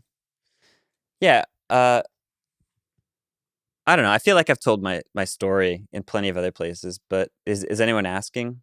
Any more questions left in the Yeah, thing? Let's see. I think we've gone through everything of note. Focused on the community here. Yeah. I mean, so I guess we could talk about just like what's exciting for you right now. Like, what is, it's been a while since we chatted. Like, what has been Sure. what's changed? Like, what has happened in the interim? Well, I guess from like a mixing standpoint, not too much really. I've been luckily busy working on stuff that I like. Different genres, different artists, different caliber of artists. Um, I don't know. Something that happened recently that has got me more excited about music is I don't know. I feel like earlier this year concerts were kicking back up, and I went to see this band. Some people might know them, called Turnstile. Anyone listen to Turnstile here? They're like this rock band from Baltimore, and my friend showed me them, and I just fell in love with the album. And I haven't really like sunk my teeth into an album so heavily in years. And like for some reason this band's record like really resonates with me.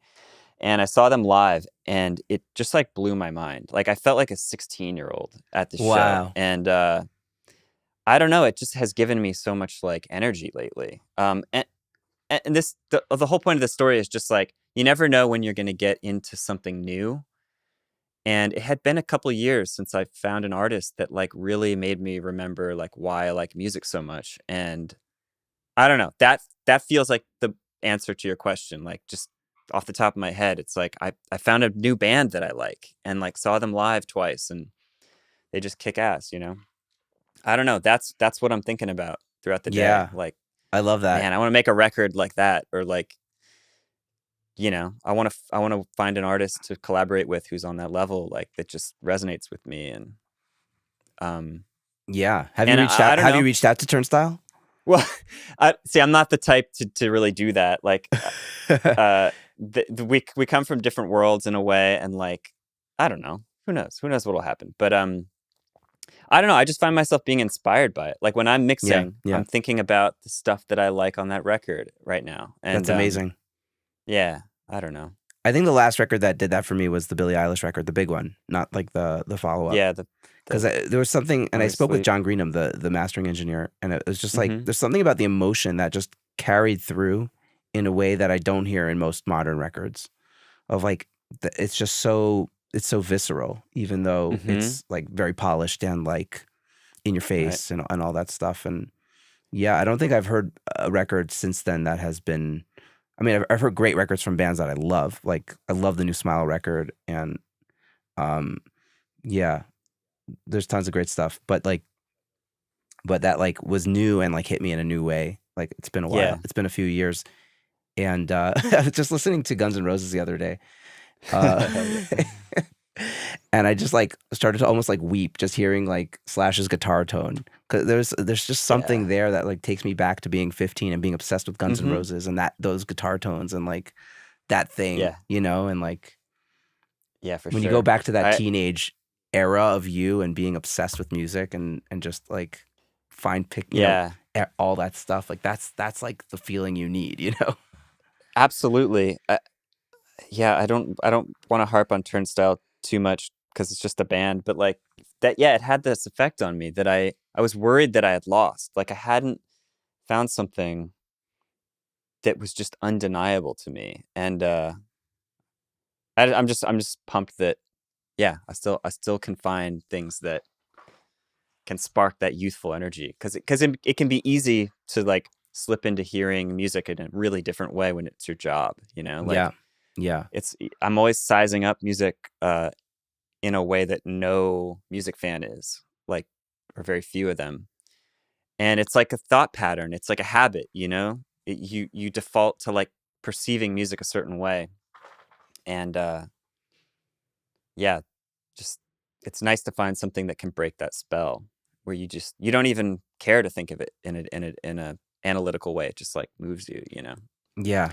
And I try to remember that and like project that through my work, because that's the whole point of mixing, is to make fans of these artists like feel things when they hear the music. Yes. And that's what's really important. Yeah. It's so hard because we go down that road of of the technical and the how do we make this sound better, which is like the opposite of how do we make this feel better. And there's no right answer for how to make something. There's no right answer also how to make something sound better, but there's absolutely no way to make to like how do you describe to somebody how you make something feel better? Like I don't know. Like you just have It's to really hard. you It's just have the to intangible. feel it. Yeah. Yeah, I wonder if there's like the reason why we're not inspired more by music like that the way we used to, beyond like the fact that we listen to it like this, like I think it's like an attention span thing, and like I think there's a lot changing around us and inside of us. But yeah, you're right. Attention span is a big thing to do with it. I think like when we were kids, we just had so much time to listen to those CDs and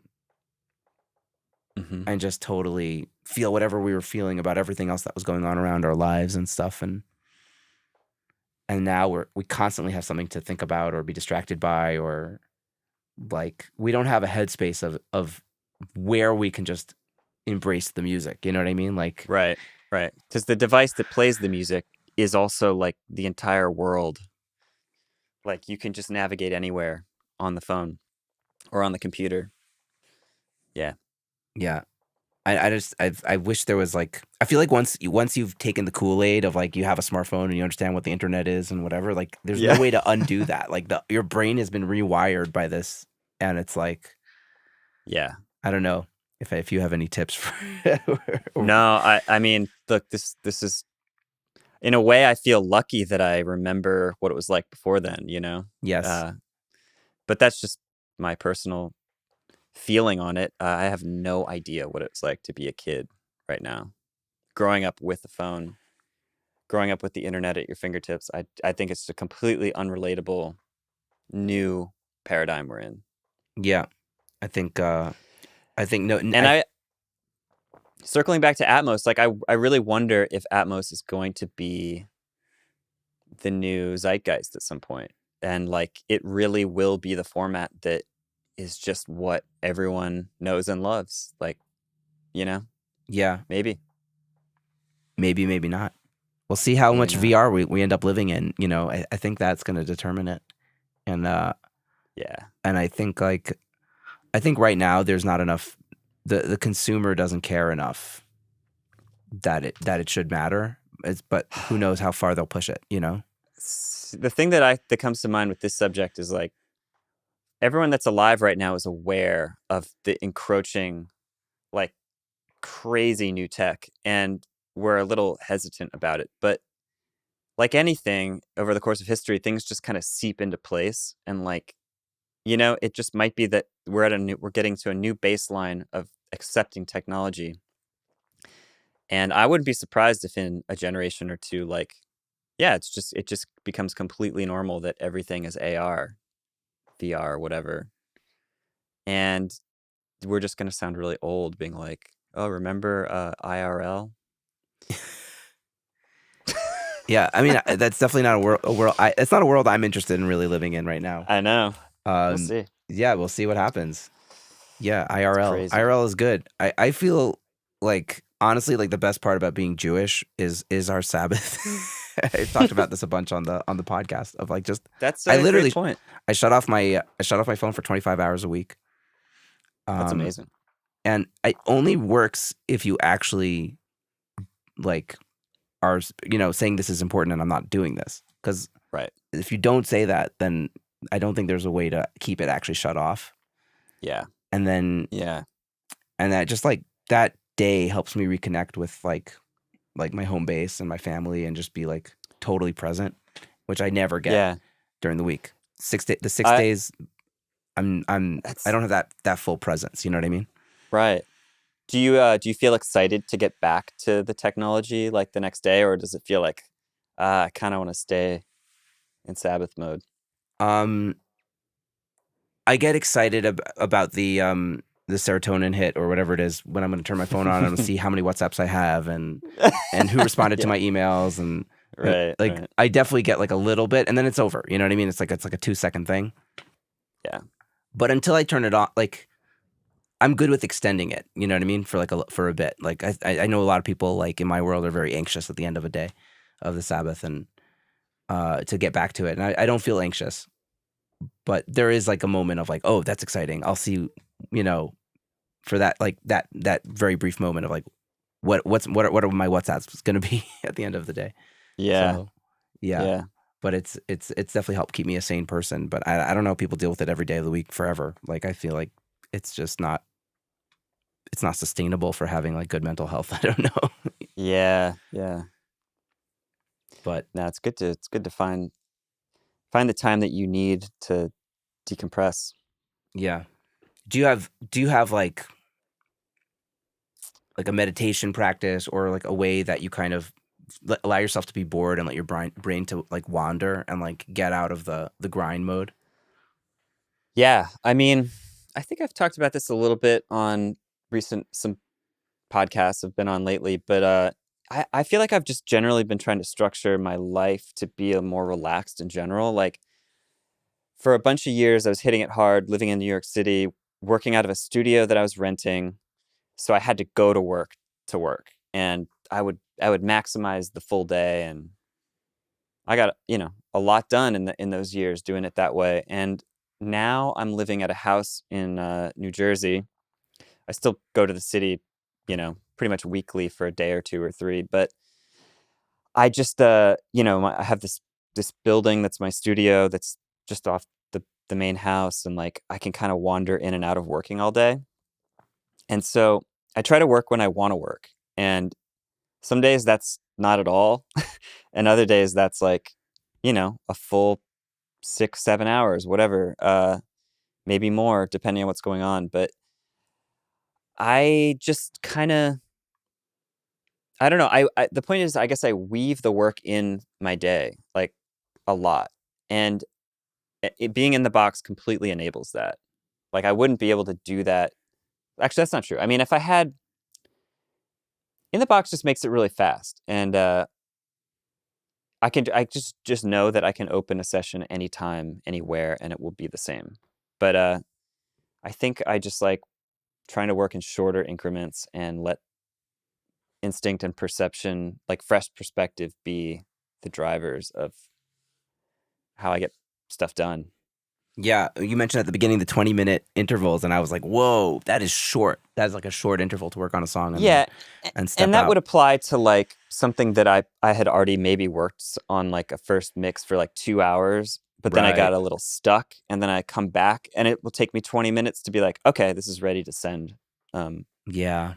that kind of approach. I mean, Yeah. obviously, there are times where you have to sit down and focus and go deep, and that can take hours, but a lot of this job is just circling back. You really, I think I find that I only have to do the focused longer period for the first pass. When I'm starting from prepping to getting the first mix done to show them.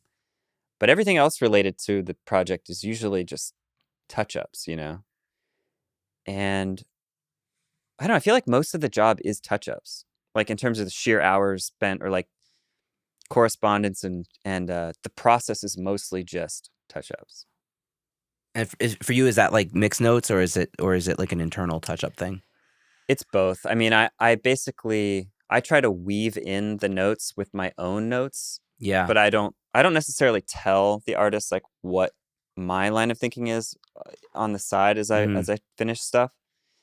But I don't know. And some songs too, I'm quite happy with mix one, and I only do the notes. But sometimes I'm like, just every time I hear it, I'm like, I can do it better. I can do better. I can do better. I'll massage things.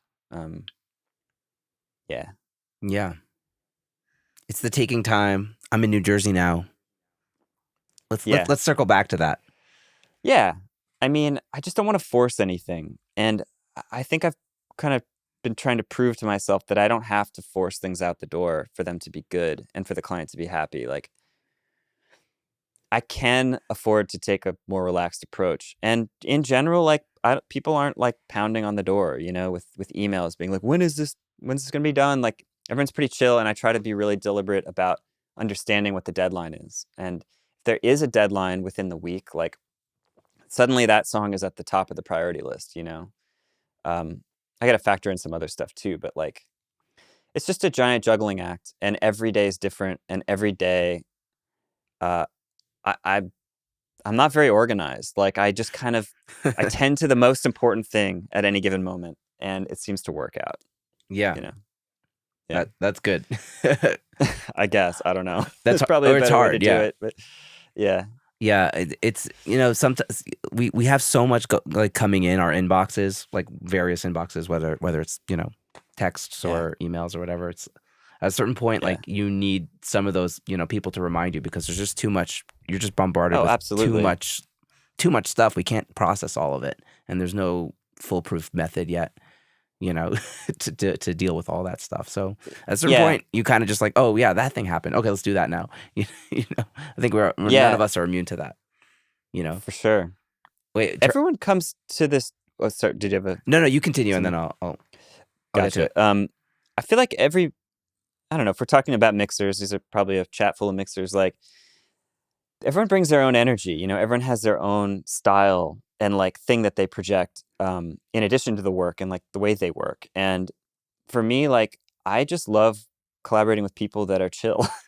and and I just find, for whatever reason, like most of the work I get, the people are really friendly and relaxed and communicative, and I don't know. I've for some reason I've been able to find like more like peace in this work recently, and I don't know if it has to do with the way I approach it or if it's just luck or what, but um, yeah, I don't know. I think the work life balance thing is super important, and you can steer the ship like slowly in the direction that you want.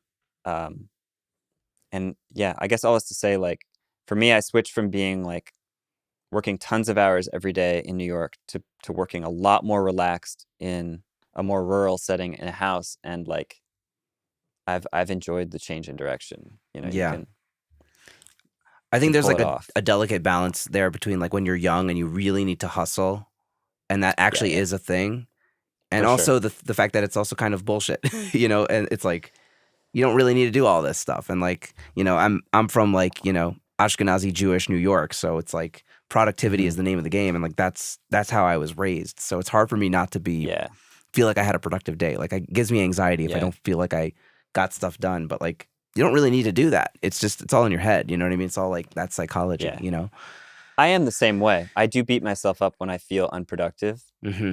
but I've kind of been doing this thing lately where I like push the boundary. I'm like, oh, how chill can I be here? Like, can I make this work if everything's more chill? You know? Yeah. And yeah, I think people are pretty forgiving, and people are pretty like they just want their music to sound good. So like everything I'm trying to do here is get better at making things sound good. And it just so happens that yeah, turning down the stress level is working with like getting good mixes. So just going with it. Yeah. Yeah. Travis wanted to ask a question based on what you were saying.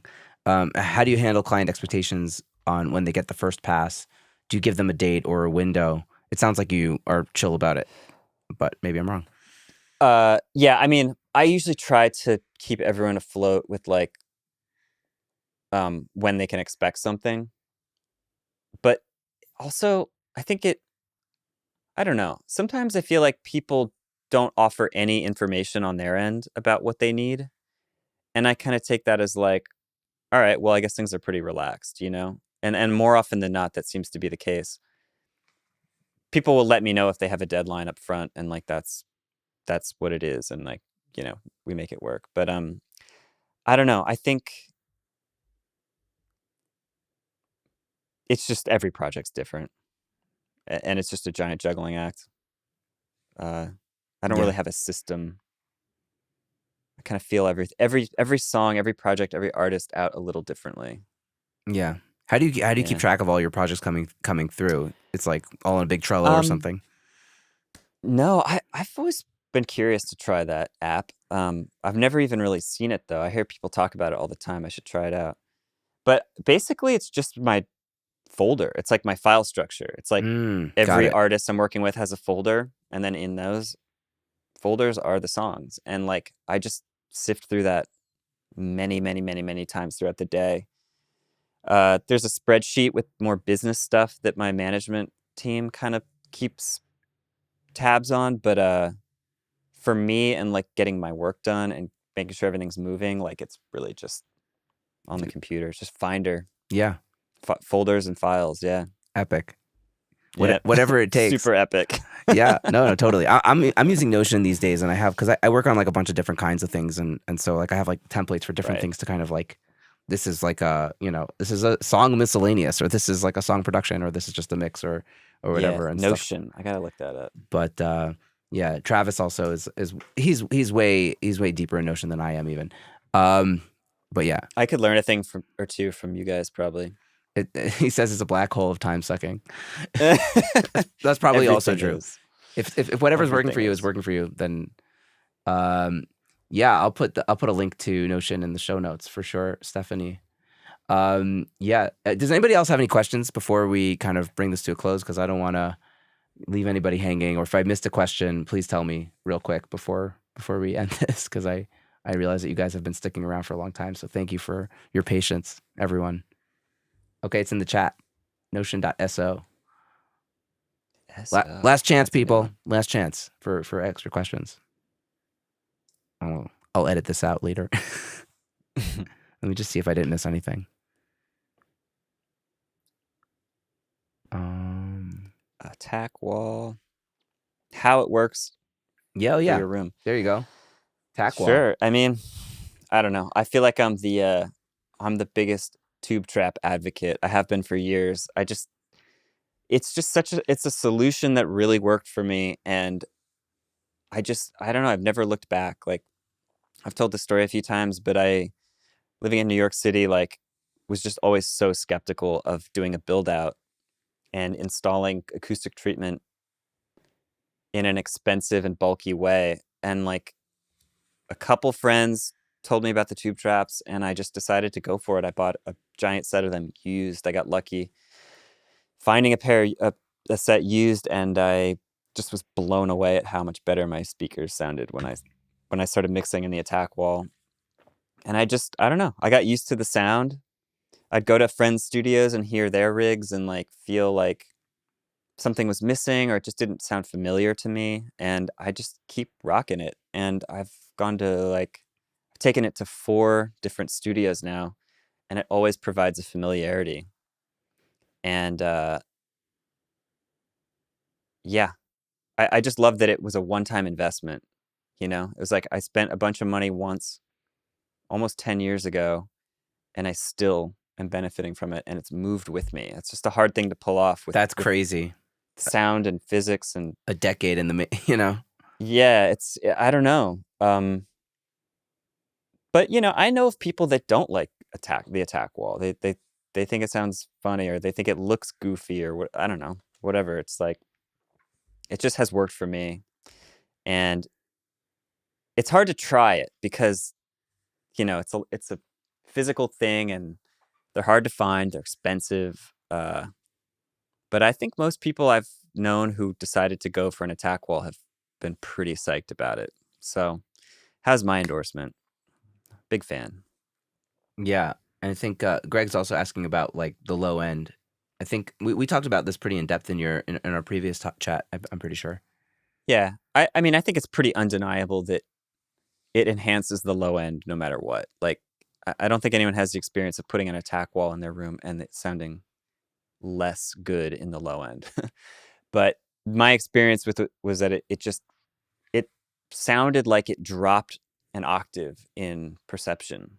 Like, even my first pair of speakers I was using with the attack wall were Adam A7s, and I just feel like the whole I don't know what, 60 to like 150 hertz just really blooms like with the attack wall, and it was a little hollow sounding before.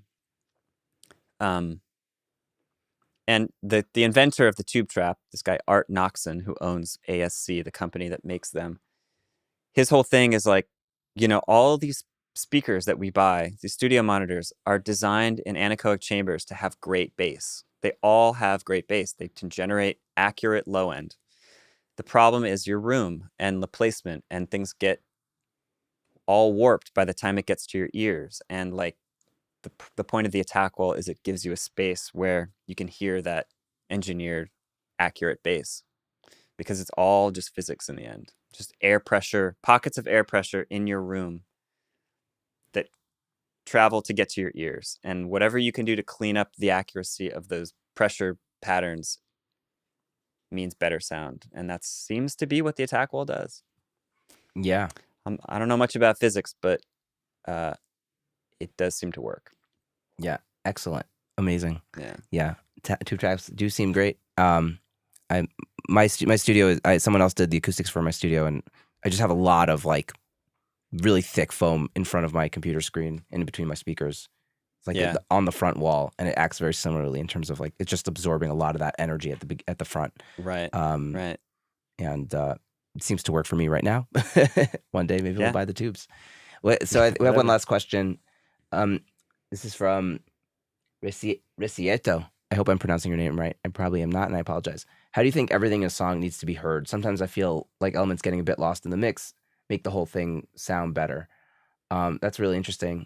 Yeah. Sometimes you don't want to hear everything, right? That's interesting. Yeah. What are your thoughts on that? I think that's a great question, and like I think this sort of hints at the deeper issue, which is arrangement. It's like, what elements make up the song really animate the song and like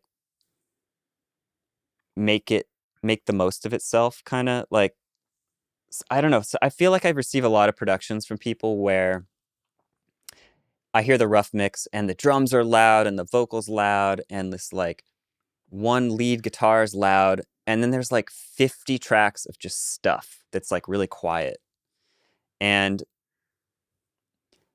it sort of goes to your question. It's like, well, all that stuff was made inaudible, basically, for a reason, because it wasn't really doing much. And so maybe it provides a bed of ambience or like vibe that if it wasn't there, the song would sound empty. But yeah, it really is a question of highlighting arrangement. And I think that's where your musical instincts come into play as a mixer.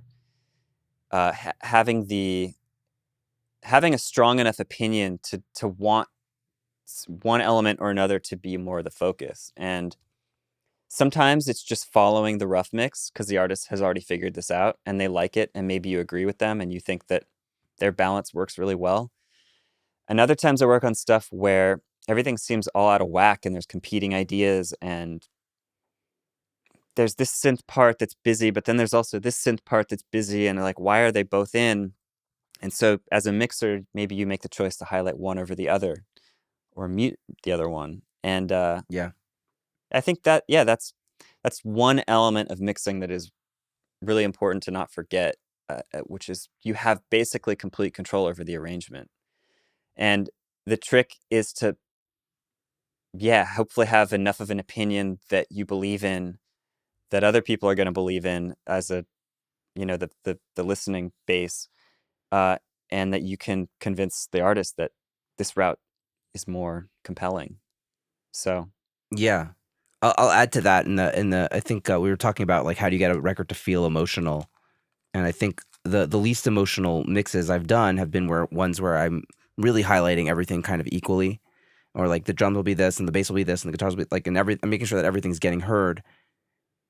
And then you kind of have like this very flat, boring mix where everything is kind of highlighted, and that's just kind of not the idea. Like I have a thing, I've talked about this recently on a podcast with Shahar Busani about like as a bass player, like as a kid growing up, not hearing enough bass. Like I just want to make sure people hear the actual bass part. But there are some records where it's just not appropriate, like where that's just not the thing that needs to be highlighted. Otherwise it's like the wrong sound or whatever it is, you know what I mean? Like I'm very attuned to the fact that everybody wants to be heard on the record, but sometimes if everything is heard equally, then it could kind of be a boring thing. Unless you're Green Day or something, Yeah. It's weird. I mean, there's different kinds of mixers. There's people who are geniuses at balancing what's there and making everything sit nicely together. And there's mixers who are bolder and more reckless and more focused on musical ideas rather than technical ideas. And this is why we're all different. It's like people have different ideas of what's important, and that's good. And I think just the bottom line is you should do whatever resonates most with you, because that's going to make you do your best work. Like, do the stuff that comes naturally to you. If you're really into drums and you're obsessive about drums, make the best drums in the world. Like, make that your thing, you know? Obviously, don't forget about other stuff, but like, play to your strengths and like go with your intuition and don't do what you think you're supposed to do necessarily. It's all a balance, but yeah. Yeah. Do the things that make music emotional to you, because you're going to do them well. Yeah. Yeah. That's a quotable quote right there. Totally. Quotes. Nacho responded, it's like watching TV. You need to try to focus on one or two things at a time. If you focus everything, the listener will not know what to listen to. And right. That's a really good point. And I got it deep into this with on my interview with Dr. Ford, and he was talking about how, oh man, who was it? He was at Mix with the Masters with one of the big mixers, and I should know who it is, but I'm blanking. Kind of said like, yeah, maybe it was JJP. Kind of said like, yeah, you're good at mixing everything. Like everything. It was JJP. No, thank you, Greg. Yeah. All right, coming in the clutch. It was JJP, who said that, like clearly you know how to mix everything and EQ things and compress things, but there's just static noise under. Like it's just there's not. I don't know what I'm focusing on, and like you have to figure like the arrangement, like you kind of said it.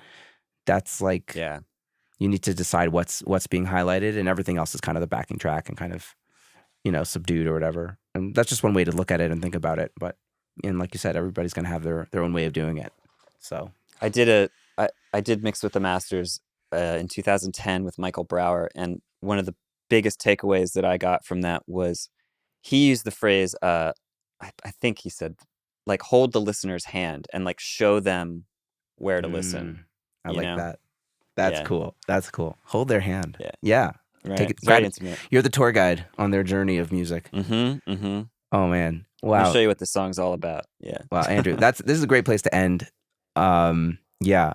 I always end my podcast with the same question, but I feel like I don't know. I feel like it's not appropriate this time to ask about, you already answered it the first time around anyways. And maybe I'll have a different answer. And Jesse's not here. Should we ask it? Should we ask the final question of the show? Do it. All right. Now looking back on your journey, I think since I interviewed you, I've it's more of like an advice for someone at the beginning of their career as opposed to really, it's really the same question.